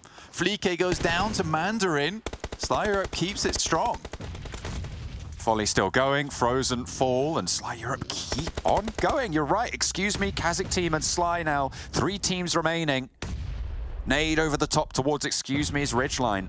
That tree in the center and that loot crate that you see just beyond it, they're going to be super important pieces of cover to try and control for this final circle, but the nades are still very much in range. Fortunately, a lot of those supplies are starting to run dry. I imagine, excuse me, probably a little bit more flush with them than a lot of these other teams who have been bombarding the shoreline.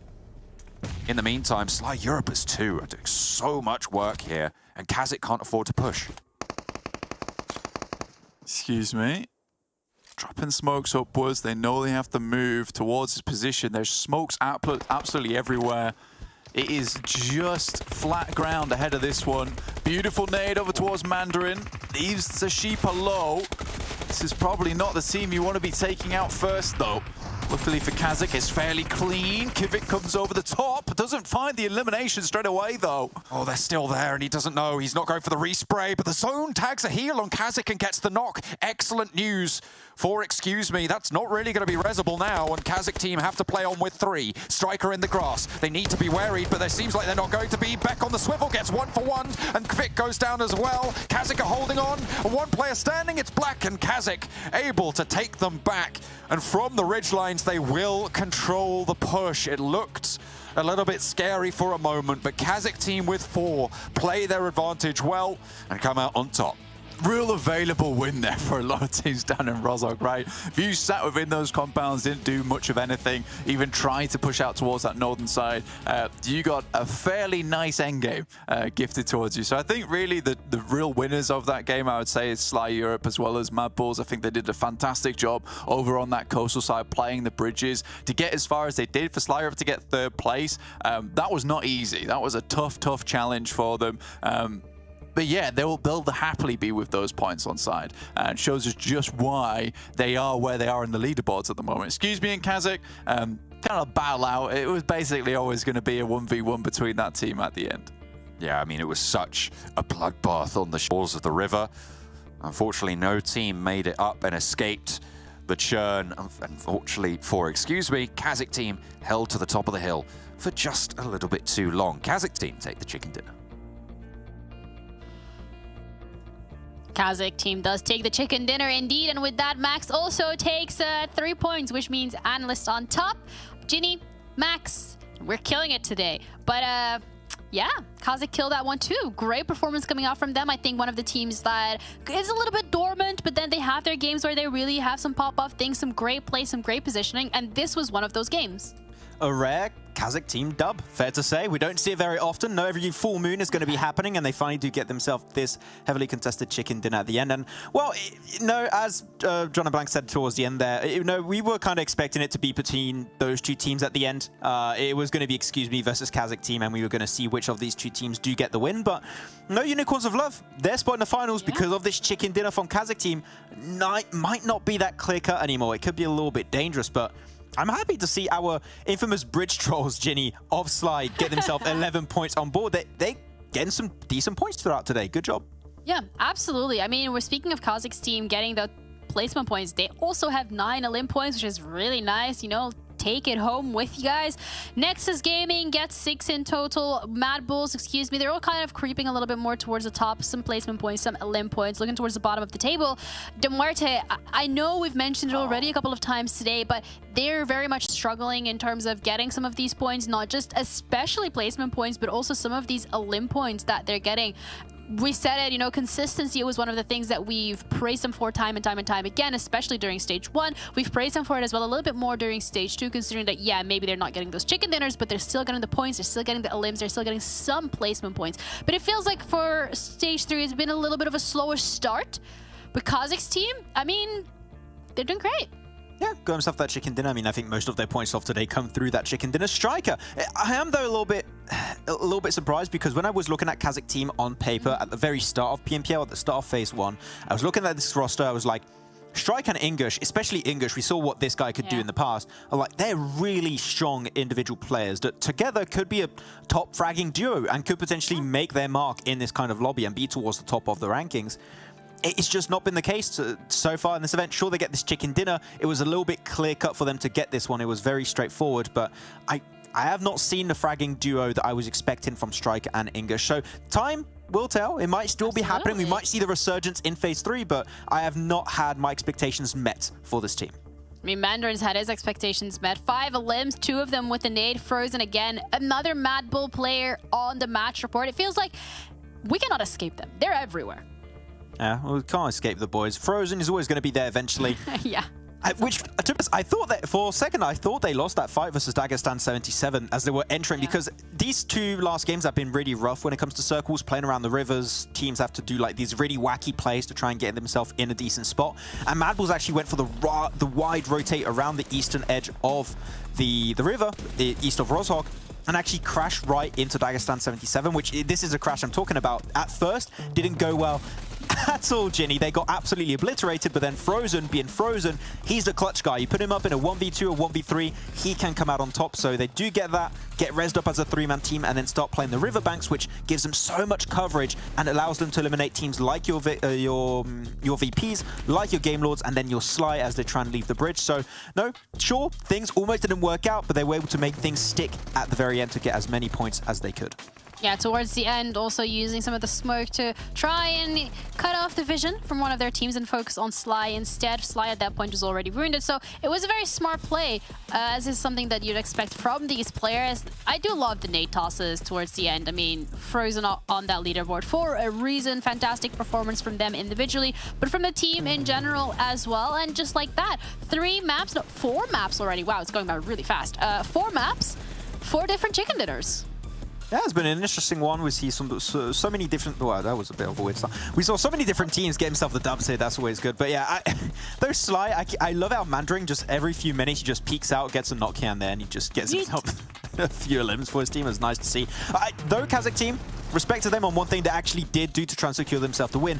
These smokes were great to block out vision away from Excuse Me. Put 100% of your focus on the 2 remaining players of Sly, and then you can put your focus back onto the side of Excuse Me. So I believe at least it was their smokes, at least a majority of them, but the fact that they just blocked out vision to focus on one fight only, then transferred that focus onto another fight was good execution, and then made it a lot easier to secure the win at the end. Yeah, that's absolutely super giga brain 5-head smart tactics, absolutely. But you know what else is super giga brain 5-head smart is the new skins. Well, actually they're really pretty. I personally think they're very, very pretty, so make sure to check them out, and if you haven't had a chance to do so, we have a lovely video to showcase you exactly what we got.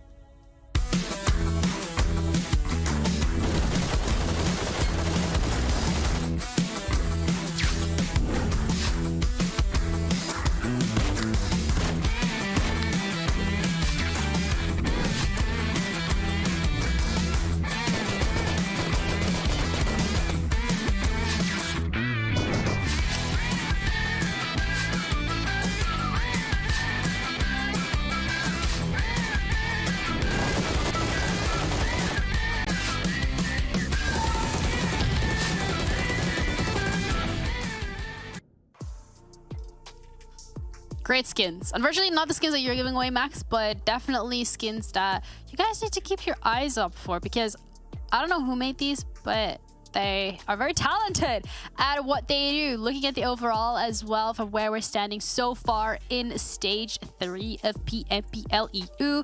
Sly on top, 35 points, but I do want to say the fact that the difference between 1st and 5th is only like 7 points, quick maths, impressive. Impressive math, I'd say. Yeah, good job. Thank you. Yeah, Never heard that before. It's good to see some new teams at the top there. As you said, Unicorns of Love, we don't usually see them on this top page. Dark Project, we've been waiting for their step up a long time ago. KASIK team up there, Sly Europe Kony in 1st place. This is mixing things up a little bit towards the end of the league stage, which is good to see. Will it remain that way throughout the entire league stage? That's an entirely different topic, which I'd love to see that be the case, but no, I think we've got a few favorites that are waiting to make their resurgence happen eventually. Because Game Lord, I mean, I was talking about their major turnaround in Phase 2 and how dominant they were. We haven't seen that yet at the start of this 3rd phase. No, one bad day, no, that happens to everyone, but I just hope this is not going to be a trend we're going to see all the time for the side of Game Lord. Hopefully they're not going to be living through a MUERTE kind of situation. Yeah.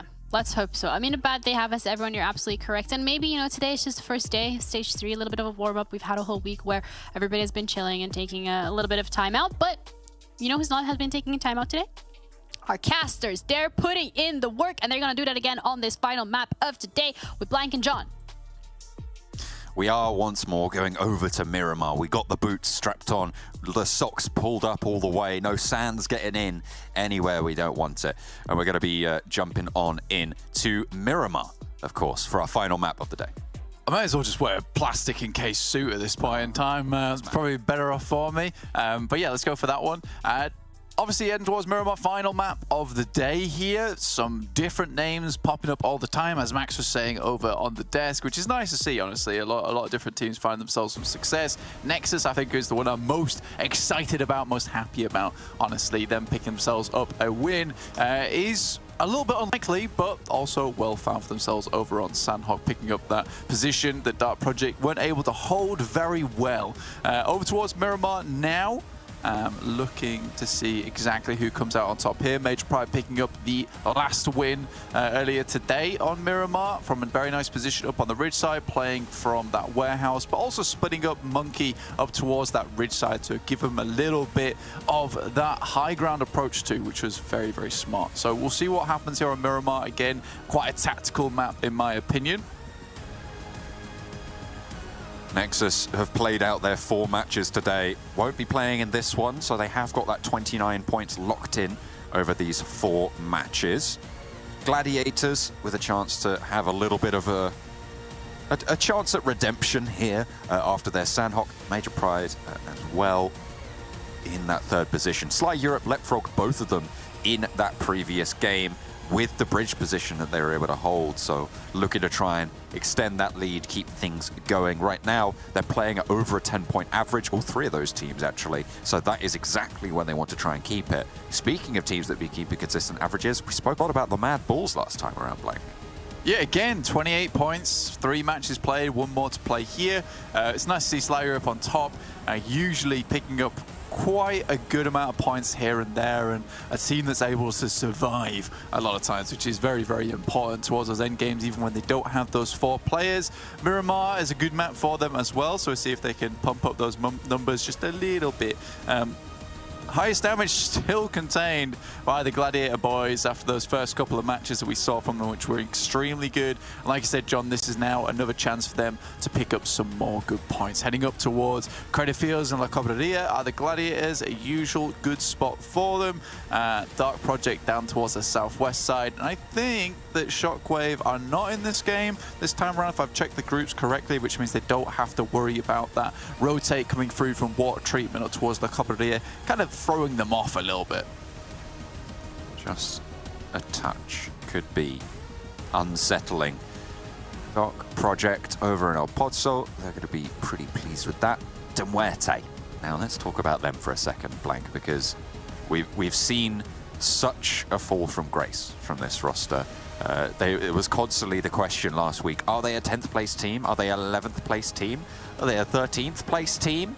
Well, no, currently they're in 15th right now, Blank. This is where they find themselves, and it is disappointing for this roster that we expected so much for. They do have another chance today, and I imagine they'll be trying to regroup for tomorrow, but it doesn't bode well for this phase that they haven't used those 4 days to address some of the issues that they're seeing, and this roster seems to have just started to come apart. Yeah, 100%. I don't think there's much more to say about them we haven't already said at this point in time. So for MUERTE, really all that's left to do is cross the fingers and hope things do change for the better. I don't think they quite know what's going wrong on their side, and sometimes their team fights are just falling apart a little bit. It's likely that we're going to see them in the finals, no matter what. They're currently in 4th position with 356 points and only getting rid of 2 teams. At the moment, those bottom 2 would be Avalanche and Team Doom. 161 points on Avalanche. They would need to more than double their point scoring over the next 2 days, right? And to get 160, well, more than 160 points in the next 2 days to leapfrog over MUERTE, highly, highly unlikely, and it's an even further reach for Team Doom. So it's very likely that MUERTE have already done enough to get into those finals. The question is, do they deserve to be there? Well, they've got 5 days after tomorrow. That's true, sorry. Yeah, no, I did miscount. 5 days, even 5 days though, that's still a tall order. That's 20 matches. And when you're performing at that level on the overalls, it's still a tall order. For sure, 100%. I mean, for MUERTE, like you said, it's almost certain they're going to the finals. Just cross your fingers they do well in the finals, right? Because right now, that change for the better is the main thing that MUERTE fans are looking for, so that they can cheer them on in the finals, and hopefully they hit a big target over there, and this week is their chance to alleviate some of those mistakes they're making, because at the moment it doesn't matter too much for them in terms of points gain. What matters for them is experimenting now, and this is where you get the chance to do it. Yes, you want to be above that 12th place position again, so that you can head towards Vikendi and maybe pick up some of those bonus points that they missed out on. So this is what they're really looking for. So they can experiment to some degree, but they're still looking for that 1st to 12th place. Game Lord, once again, losing a member off the bat in Robs. Aces picks that one up from AR. And that seems to be a reoccurring trend for Game Lord, is just losing out on those team fights here and there. I think the only really confident team fight we see them take today, which was strong, was versus VIRTUS.PRO, who were already a weakened team there on Sanhok. Then after that, the next fight they took was also fairly poor. So for Game Lord, kind of suffering from the same thing as MUERTE, as they can't quite find their stride in their team fights that we've seen in the past. Game Lord in phase 2, MUERTE in phase 1. Dark Project down towards El Pozo, don't really have to move too much. The teams that have to make those biggest rotations will be MADBULLS, VIRTUS.PRO, down towards Via de Mar. Unicorns of Love have to pass by the guys from Sly Europe. Again, pretty happy with this team so far. really are trying to push things as far as they can, it seems. Even in those end games, they fight tooth and nail for every single point that they can accrue. I mean, you need to. It's the name of the game, right? Avalanche going 1-for-1 on trays to Tati, lighten them up. The M249 there, Striker, nice side swipe to find a second Avalanche player. Woodson wants the SKS to have a little bit of an impact, but it's not really going to find what they're looking for. And Avalanche are busted down to 2. CJ has to turn tail as well as Woodson. Just try and get out of there.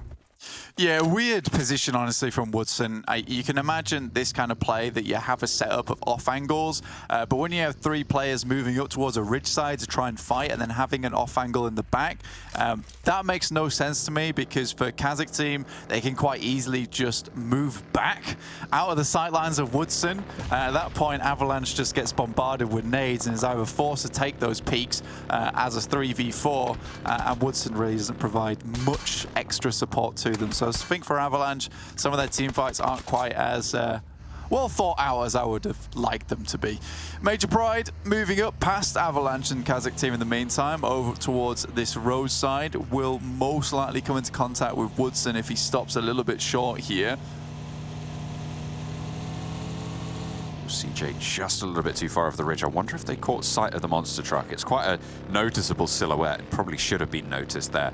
The regroup just keeps going up north. Back towards ARR. Just a little bit further. Tixi probably has some decent shots down at this if CJ goes a little bit too slowly. Could be tricky. CJ moving across the road. Again, one of the final remaining members coming through from Avalanche.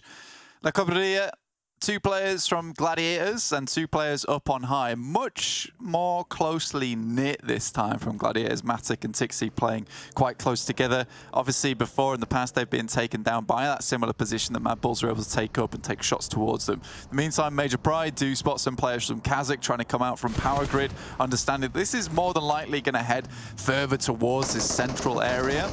And right now, KASIK team are stuck on the edge. Avalanche, though, last 2 player, Aces looking to knock that final player down, push Avalanche out of the game. We speak a lot about Tapok and Elementrix, but Aces has really, I think, stepped up and improved a lot over the course of the games that we've seen, as he managed to light up the last one there. Woodson will be going down. I think that did come through to Elementrix. But Aces, I think, is a player that I'm really enjoying seeing grow in this scenario.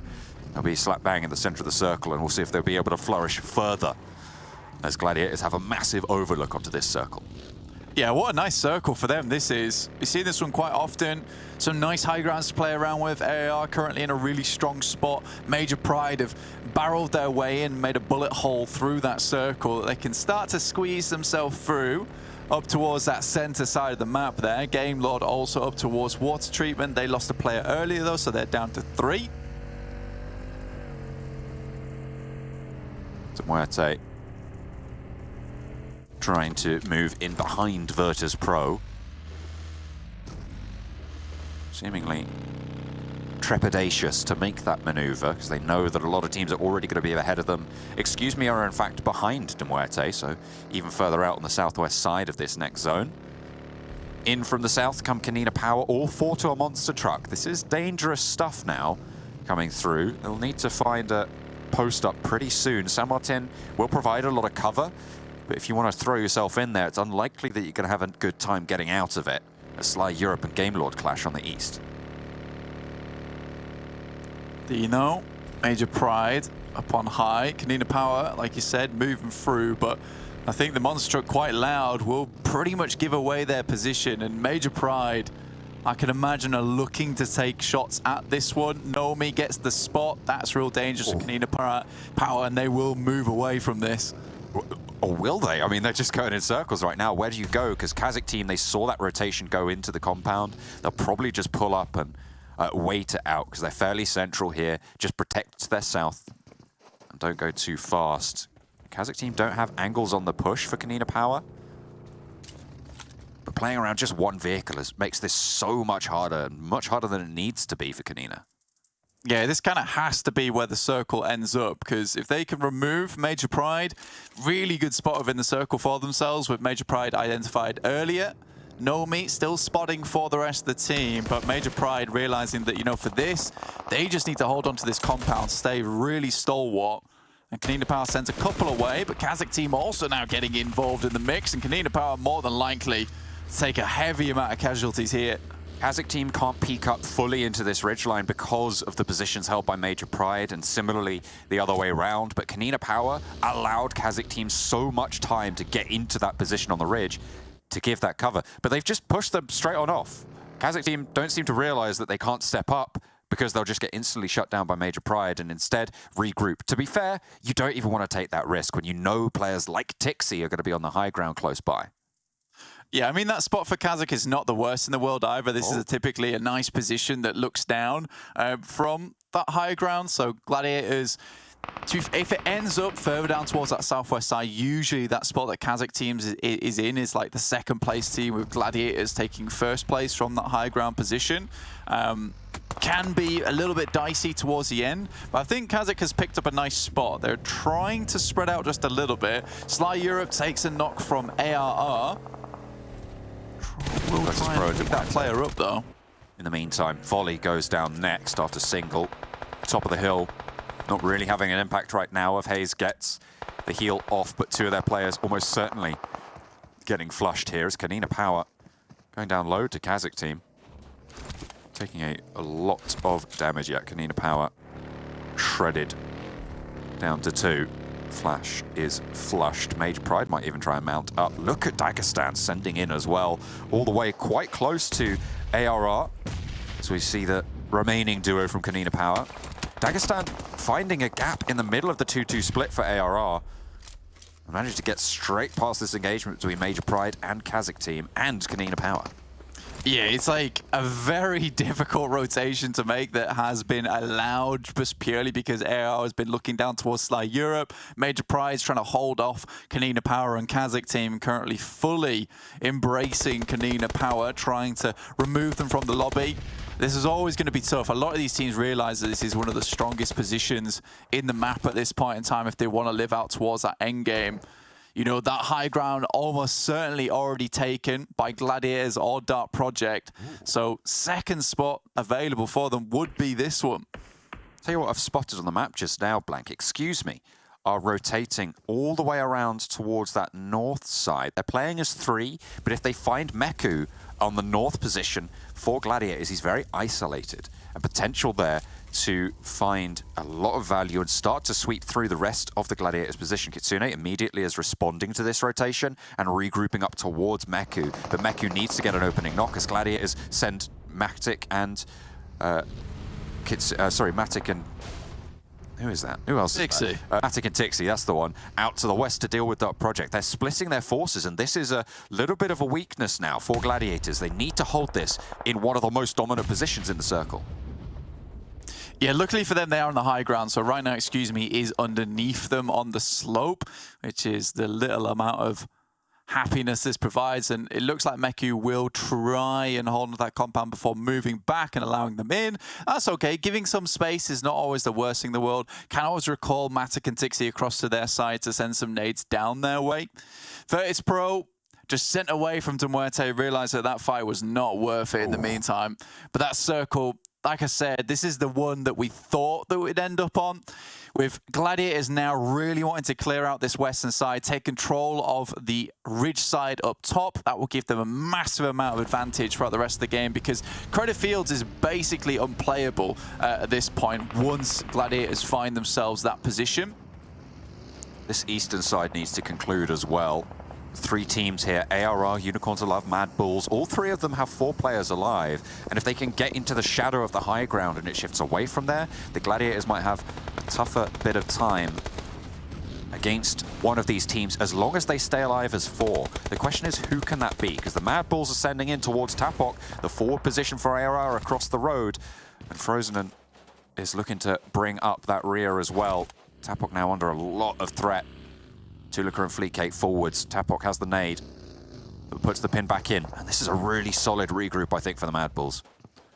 Yeah, getting into this position down here, another one of those spots, which is nice. This nade could be good from Tapok, sends it out the side, and Elementrix finds Chulika on his cross. More than likely will be cleaned up. Tapok jumps out the edge, doing really good stuff right now, and Zerich can't quite respond. Tapok finds another. This is brutal.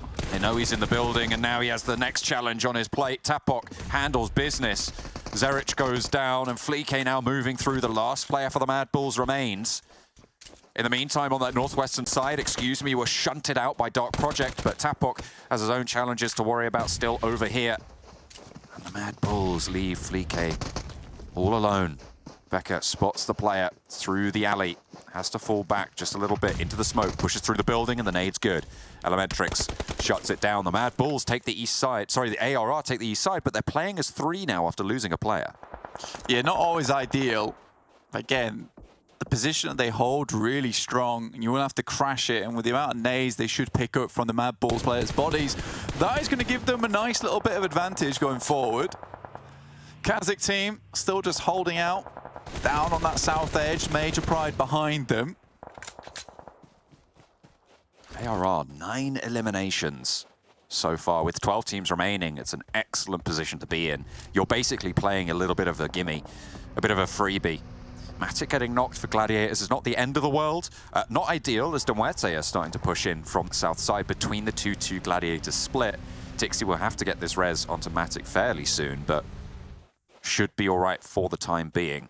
Matic might have just been getting down from some high ground over there to be able to get that res.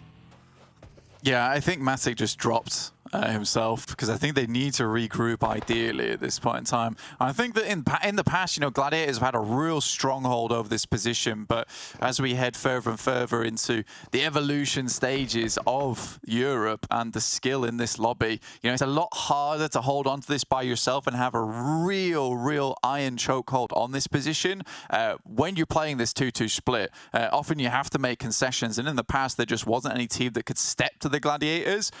So for MUERTE down towards this south side, yes, they're not getting up towards all the way on the high ground, but Gladiators are trying to confirm 2 spots that they could play in. Now they can regroup, but how to go about this is the real question. Now AR have a really strong position, covered off the sightlines from Gladiators 2. Unicorns of Love on that northeast side.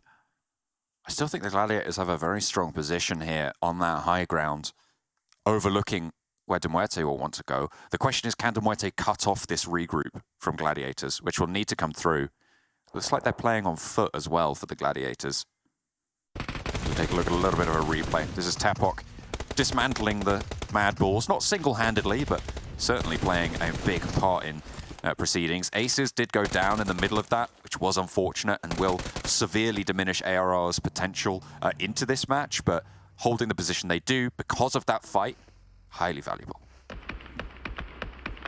Major Pride still have to push through. They had a really strong spot earlier on, but now it's KONINA Power, KASIK team, and Dagestan, as well as some remnants from Game Lord down this edge as well. So for Major Pride to get out of this one, it's going to be really difficult. They can't really even move further towards that western side because MUERTE have a really nice position down that side.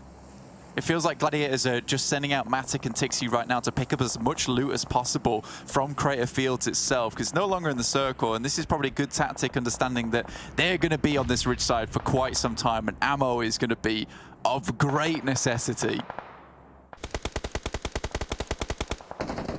This fight has been brewing for a long time on the south side of the next circle. Oboladoy in for English and traded off, but KONINA Power cut out as well. So 2 teams crash upon one another. KASIK team now with 1 player left standing. Dagestan, the main threat at this point for Major Pride, but they do have to worry about the KASIK player in the way.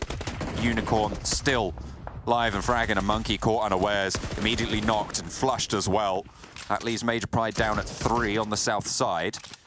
A much more tricky route up now against Dagestan, and MUERTE have come over the ridge. And MUERTE taking no prisoners now, finding a lot of value down looking on this position. If they clear a lot of this out, it means that they're much safer down this south side. MUERTE want to move further in. Unicorn absolutely just burning away there. Gets roasted in the shack. Major Pride trying to bring their members back up to speed, but down to 3 now with Nomi knocked. Dagestan playing with this circle on their side. Zadira branching out. They know that Major Pride are forced to this side of the road. No one across the way. MUERTE are launching onto the Gladiators position as well as Tixi goes down. That's their backstop position. Kitsune and Meku have a better high ground here, but Kitsune's going down, and that's Dark Project from the north side. Getting a little bit of a clap on there. Both in resable positions, and I imagine that's what Gladiators are going to try and do. What can MUERTE leverage in the meantime as Major Pride advance up the roadside? And actually, Dino putting pressure onto Dagestan, and they're giving ground here. They're allowing Major Pride to move forwards as the burn is good. As Zadira goes down, this is still a good advance for Major Pride. Shifu around the side. Dino not down, but has to heal a little bit. First aid will be committed. Nomi pushes forwards in the meantime. Shots come through the window, but the res has yet to come through onto Zadira. Shifu there, but a lovely open doorway found. And shots can continue to push on forwards. The backstop for Gladiators is dismantled in the meantime, but Dagestan just cannot bear down this weight. Finally, they slow things down. But what more can they do as Keep has fallen as well? Dagestan's getting cut to pieces by Major Pride at the moment. Effect doing a really good job. Finds another, clutches things up. Dagestan down to a very, very minimal amount of players now with just one. Shifu still alive, a strong player indeed. Effect with the sidelines. Dino wanting the res onto Nomi. Zadira up. Effect under pressure. Shifu spraying the door frame, moving around, trying to bait out the movement, but the stick on the first aid is good. Shifu trying to bounce one off the ridgeline, give a little bit of cover. Effect goes for the jump shot. Close range with the Tommy gun is very difficult to handle. Moves into the corner. The blue zone is putting pressure on, but the rest of Major Pride are moving in for backup now as well. They're low HP, and Zadira might be able to handle them on his own. Effect steps out and gets Shifu. Now needs to turn his attention to his teammate, but what more can they do in this scenario? Because Game Lord is starting to light up this roadside. It is looking all difficult in this south compound, and it's really not going to be a good time for anybody involved. All of them falling flat. Yeah, it's disgusting amount of carnage happening down towards the south side. But Effect has really put on a show for us down there. Finally goes down. The predictions come through. Gladiators had 4 alive when me and Gennaro predicted them, but they got crunched in between MUERTE and Dark Project. Now it's just Kitsune and Meku. They were sat at the top before. Madness slips down and Meku tries to keep this one going. MUERTE can't really push up here, but Dark Project certainly can. Latte and Ivaneska want to play close. One nade in pocket for Meku, but the gun is necessary in hand right now. Underarm, it pulls the pin here. They should hear that. Another one over the top as well from Kitsune, and the underarm bobbles in, but Latte just about avoids it. All the damage faded as well, but Meku eats one and has to fall away. One first aid, and will need to commit it now. MUERTE actually taking knots from VIRTUS.PRO as they careen down the hillside away from this engagement. Kitsune, last legs now. Dark Project could take it all down with a single nade. That one just a little bit wide. Not going for the heal, doesn't in fact have anything, hits the deck and crawls into the smoke. The sprays to try and flush this player out are there. The Molotov to burn them away. And Kitsune on the edge will fall down, I'm fairly sure, to Dark Project. A pretty good run, to be fair, for Tixi to get that far, but yeah, only a matter of time. MUERTE take heavy casualties, but still technically up as 4 at the moment. Akashi trying to get over towards Victor. VIRTUS.PRO caused a right ruckus down on that southwest side with the 2 players they still had remaining, but all for naught. Unicorns of Love send 2 players further up towards, with Beck. In the meantime, AR has been slowly but surely clearing out teams. Had a bit of presence down towards that south side on Game Lord, and the circle shifts towards the center. Dark Project currently with 4 players alive, as well as Unicorns of Love, sat on opposite ends of the map. Difficulty for ARR at this point is that Unicorns of Love had sent their duo forwards first. Game Lord getting crashed on the rock there, finding one onto Happy J. Malloy, gets knocked as well as Victor stays alive for the roster into MUERTE. They had 4, they had one of the better spots, but now it's going to be far too tricky for them to really have a major impact late here. Akashi goes down, Victor needs to try and stay alive, but Dark Project have concluded their fight with Gladiators and can now control this high ground. They'll have to move down, but clearing out these teams close to them is going to be massively beneficial. Yeah, luckily for Dark Project, this is one of the most dangerous pushes down the slope, but there's hardly any teams that have sightlines onto them. The two strongest teams in the lobby, AAR as well as Unicorns of Love, other than Dark Project, are just out of the way. So Dark Project is using a lot of smokes here, and great, it's good stuff you use those smokes now, because I would say this is probably the best moment for it. But at the same time, this is probably one of the most simple pushes for them. AR wait for that crossing from the final two players from Unicorns of Love, allowing the two in front to get a cross. Really good spray down from them, and now that weakens Unicorns of Love. Somewhat horrible. Ooh, excuse me, managed to find those points. They pinched them away with their sole player, Beck. And now ARR with 3, trying to claim some of those back. They were on 10 eliminations already, and Elementrix goes down. Beck lighting up for the flush as well. There is a trade, but ARR are now down to 2. With Dark Project on 4 on the high ground, this is going to be a taller order than maybe they were hoping. Absolutely. I think the best thing for AR right now is the fact that they have some good cover to play around with. And if it continues to center up, Dark Project have to send down some pretty treacherous locations. Luckily, Wait finds himself a little off angle there. Has to quickly duck back onto the floor.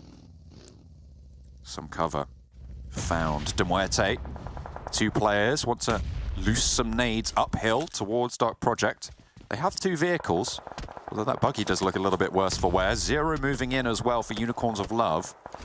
Split away from Beast and playing on the outside. Probably necessary if you want to take down this 4-player roster to get a cheeky backstab here, which is what they're banking on. But unfortunately, Zero is spotted by tap-up from ARR. Becca. Oh dear. Let's go down to Beast, who was playing a lot closer than maybe they thought they were. Milky Way, Discrim behind the ridgeline for MUERTE, just about with a toe in the next circle, but getting lit up by Victor in the meantime, who's further around in proceedings. Discrim spotted, has to hide behind the monster truck. As ARR are eliminated, they're taken down in 5th place. Yeah, Beast just stepping out. I said that lineup between him and Zero was pretty cool. I don't think ARR was expecting it, so nice clutch up from Beast there. Dark Project looking to take this win fairly handedly now, John. They should be able to sweep on through. Not really too much stands in their way, but Victor onto Latte and to Evanesca as well. Madness. Can he stand up like he did over on Sanhok? Wait, isolated as well. There is a chance for Beast to just stay in this one. Spot the player on the ridgeline and Wait moving down into Beast sightlines. It's going to be treacherous now. Victor can spread out wide, and Gamelord might have the result they've been looking for a while today. Wait, running downwards, like you said, Beast might have sightlines, and it might be these 2 players from 2 separate teams working together to take down the Titan atop the hill here. The res starting to be put through now, and the opportunity window is closing. Wait on the ridgeline. Probably spotted by Victor that he was pushing in there. There's not really a lot he can do about it. Madness close to Evanesca. And they just want to put these reses through. All 4 back. They will go for the heals. All that tag on gives them the information. They could just put another one in the same place. Beast might outlast this. Victor needs to just fade away. Yeah, they're on the hunt. They spot him. And now Dark Project only have Beast to deal with. He's got a lot of ammo.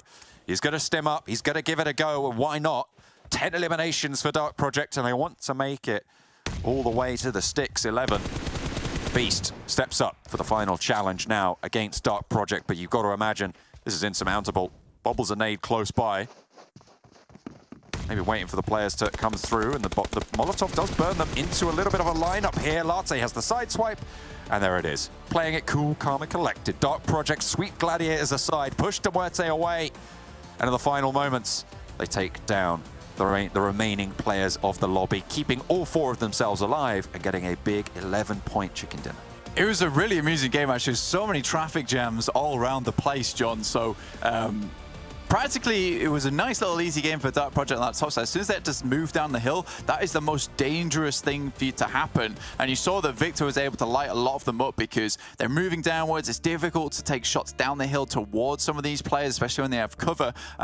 So he was able to light up a few. So if that was a different scenario where you had maybe a 4-man team on that edge at that point in time, Dark Project would have had a really rough time of it. So I think for them, a lot of these traffic jams around the sides, up on the northeast and down down towards the southwest was very beneficial for their game. But again, taking control of that high ground away from Gladiators, who made a pretty weird maneuver down towards Crater Fields in the first place, trying to pick up maybe some little off angles here and there. I didn't really understand that. Maybe there was a reason behind it, but again, Dark Project is just happy to move as a unit, which is a good change from what we saw on Sanhok. Capitalizing on the greed of the Gladiators to go for a 2-2 split on their position that was just a little bit too vulnerable. Dark Project sees that mantle, and from it will be able to convert into a chicken dinner with a very high elimination count that will see them nice and tidy towards the top of the tables. Thank you, Blank and John and Blank, for covering all 5 maps today, and thank you, Monster Energy, for giving us the energy needed to make that possible. I'm Jeannie, your host, joined on the desk by Max. No, I had it right the first time. One day. It's fine. It happens, all right? That was a really great game. I think today in general has been quite an exciting day to see every single game. It's a different team that's showing us what they're capable of, that's showing us why we're putting our trust, our faith, and our predictions into them. So have a look at the match rankings specifically to see which teams have ended up on top. In case you needed a little bit of a reminder, Dark Project absolutely killed it. Big game, big points for Dark Project, and as Blank said, it's good to see them play as a team. It's like they just discovered fire. It's like, wait, team strong together? Question mark? What's going on? And I mean, it does. It really does. So yeah, stick on together, Dark Project. You might get yourself even more chicken dinners. Good to see. Though, as MUERTE, I did predict them because I thought they had a good entry point. Yeah. They do these, similar to Dark Project on the Sanhok game actually earlier today. They did this really weird split as they just drove down that ridge side and went on to VIRTUS.PRO, then GameLord. GameLord did a really good job making sure a lot of the southern teams couldn't make that cross happen, but it didn't seem like MUERTE had a game plan as they were approaching it. I think a good game plan is you breach VIRTUS.PRO's location and you just hold on to that little spot while waiting for teams like your Dark Project or Gladiators, whoever wins that fight, going down here, and you just pick them up one by one. So yeah, I was a little bit unsure why they went for that play, but at least they get a few points here, which, you know, they at this point really need. Unicorns of Love always so get a few points, which is, I think, a very important thing to highlight over here. But with the match report, we're highlighting the individual players that have absolutely stepped up to the plate. Metrics, Happy J, Evanesca, different players, different teams this time around. No MADBULLS. Yeah, no MADBULLS this time. Surprise. But I'll take it. Elementrix, though. Every time you see a player from ARR doing well, it tends to be Elementrix a lot of the time. So I am stoked to see that. He is definitely one of the players that has stood out, a new potential rising star for the European region as a whole. So glad to see it, because they didn't have an easy game either, right? They were just down in the dumps over on the next to the roadside, and they had a rough time getting uphill, but they were able to get a few limbs here and there, claiming themselves a little bit of terrain over on that mountainside. So they did make a game that was really rough for them somewhat work out and get themselves decent points. So good on ARR. I think they've slowly settled themselves as like one of the best new-coming teams in this season. So I'm impressed with what they've done, and I just hope they can keep it up if they make it in the finals, which, from what we saw, they should make it. Down in the trenches with the rest of the teams, but they still crawl and make it out alive. Looking at the match report as well to see which teams have done the most in terms of damage and elims and just influence in general. We're going to be looking at that at some point. But before we do, should we look at the daily winners instead? Yes. There we go. Top damage dealers. Let's get it. Wait a minute. You lied to me. I mean, listen. When you do damage, you win, okay? Easy. You know what? Fair point. You know what? Good point you just made there. But yeah, top damage dealers on this one. It's almost 3k damage reached by ARR. They had a dominating presence over on this map, it seems. But overall, new names that we said we were impressed to see, and we're still seeing in this final game. You're seeing your Dark Projects and your KASIK team getting themselves some decent points in today. So that's great to see. As I said, it would be weird if this continues tomorrow to see so many new teams make it on the top of the rankings. I expect like teams to try and reclaim their past glory of phase 1 and phase 2. But if it continues, I'd be impressed, and I love being proven wrong. So prove me wrong, guys. I want to see these teams like continuously try and aim for the top of the rankings. Prove Max wrong. Thank you very much. Because we're going to be looking at the daily winners, and if you could tell about what Max said, it means that different teams have been stepping up to the plate.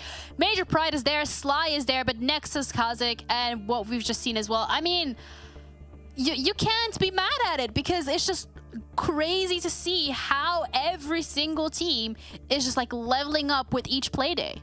You especially can't be mad at it if you're Blank, because he's finally got His Nexus Gaming Chicken Dinner. Feels good, Blank. He got himself. I mean, we're not going to talk about the point prediction from John and Blank because that's a completely different topic, and they were down bad when it goes to the prediction game. Well, we won top, you know, got so many extra dubs. I'll take it. No, we're doing pretty good. But yeah, as I said, so many different teams. I'm happy, especially with Sly. It seems like they've definitely changed their approach to these final moments in games. They're a lot more controlling, a lot more decisive in what they do. I want to see if that can continue, hopefully, for the next few days of Phase 3. I'm gonna ask you, do you have an MVP?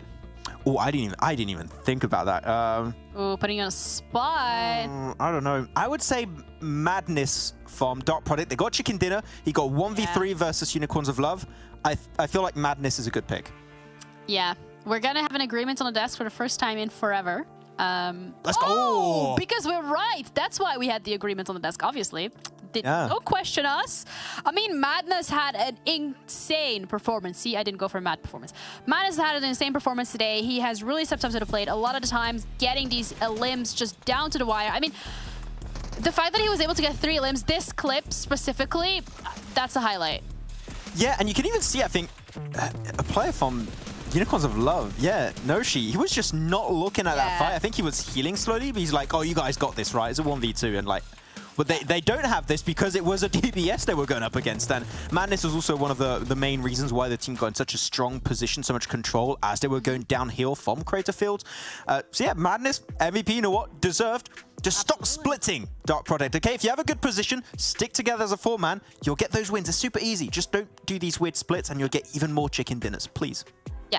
That's going to be on the exam, by the way, so I hope you listen to that. We have the overall standings as well. This is not going to be on the exam because it's a lot of numbers to remember, and we're going to be looking at Phase 1 plus Phase 2 plus Phase 3 equals 470 points for Major Pride. I mean, we started the day and we're like, oh yeah, it's like a little bit of like 80-point difference if we did the maths correctly, but MADBULLS are slowly closing the gap because if I do my maths correctly this time around, it is 37-point difference. Please let me don't ask me. If I'm not right, I'm actually gonna cry. Like it should be that in theory, but I don't know, man. My math skills are washed. But yeah, I mean they are closing that gap a little bit. It's good to see Sly, you know, still up on this first page, getting himself some decent points throughout today. Nexus Gaming just holding on strong with excuse me also. But I mean, it's clear to say here, your Major Pride, MADBULLS, Gladiators. I don't expect them to go anywhere, Janiro, at the end of this one, but towards the bottom, hey, Unicorns of Love, I believe they were in 16th or 15th at the start of the day, so they got some good points today. That's very valuable for them to make it in the finals. Yeah, absolutely, but it is a little bit worrying to know the difference between SHOCKWAVE and Unicorns of Love. It's a very big gap in terms of the points, whereas when we're looking at KASIK and VIRTUS.PRO, they're pretty much hot on Unicorns of Love's heels. And yes, they had a good performance today. They've had a couple of placement points. They've had like 1 or 2 elim points. But I think the elim points for Unicorns of Love is something that I would like to see more of. Last game specifically, I mean, if you get 6 placement points and 1 elim point, it is a little worrying, and you want to, you know, try and close in that gap as much as you can because KASIK team, they got that chicken dinner today. So, exactly. I mean, you've good points from some of the bottom teams, though. Team Doom, living up to their name, like they are doomed. I don't see anything that could happen that could redeem what they've been going through for Phase 1 and Phase 2, unless they have like the massive pop-off in Phase 3. I'm sorry to say, they got some good players on their team. But I'm a hater. I mean, you know what? You're a realist. You're a realist. Thank you very much. I didn't know what I was going to go with there, but it's not working out, okay? You're not trying to like push. What can I say? It's not working out, okay? I just want to see something. I want to see the team make it to the late game, but they just don't survive. So I do something. Do better. Just survive. 5-head. I mean, we can also look at the little bit of the rivalry that we have going on here in Phase 3 when it comes to analysts versus casters. Casters have 1 point collectively as a unit, as a 2-man group. John and Blank got 1 point. Wow. I mean, me and Max, we got 13 points. We were rolling in it. I don't know what's going on with the caster, but like, you guys gotta work it out. I don't even want to... There's nothing to say. Just let the numbers speak for themselves, Ginny. Absolutely. That's all there is to do right now. But yeah, the thing is, I'm scared about Blank. You know, look at it. He's put those... he's thinking real hard, and you know he's going to come back at some point in Phase 3, and he's going to get himself like 5 chicken dinner predictions in a day. So he spooks me out, okay? He's like, Like, you wait a minute. Nobody that you predicted is winning today, Blank. I'm sorry, you're sitting on 0 points. I mean, you have the rest of the stage, I guess, to redeem yourself, but Good luck with that one.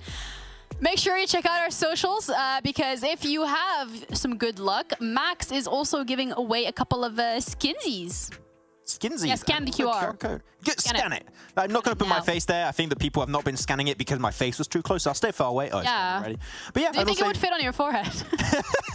There's enough space. You know, I could put some sponsor logos up there one day. That'll be some good. That'll be some good sponsor placement. But also, if you go check out him now. If you go check out Esports PUBGM EU over on Instagram, go check out the pinned post, and you can tell us which player you think will be the MVP. And also, if you just follow, you might just get a random skin here and there. We'll pick some guys randomly. So go do that. We've got some cool stuff to win. Emphasis on randomly. Thank you guys so much for tuning in to an incredible region of PUBG Mobile, but we have the Turkey region full of action, so make sure that you check that out as well. Kind of like scout out the competition. I hope you guys have a great rest of your Friday. We're going to be back tomorrow with the same time, same place, same analysts, same casters, and we're going to beat them again. Have a good day. We'll see you then.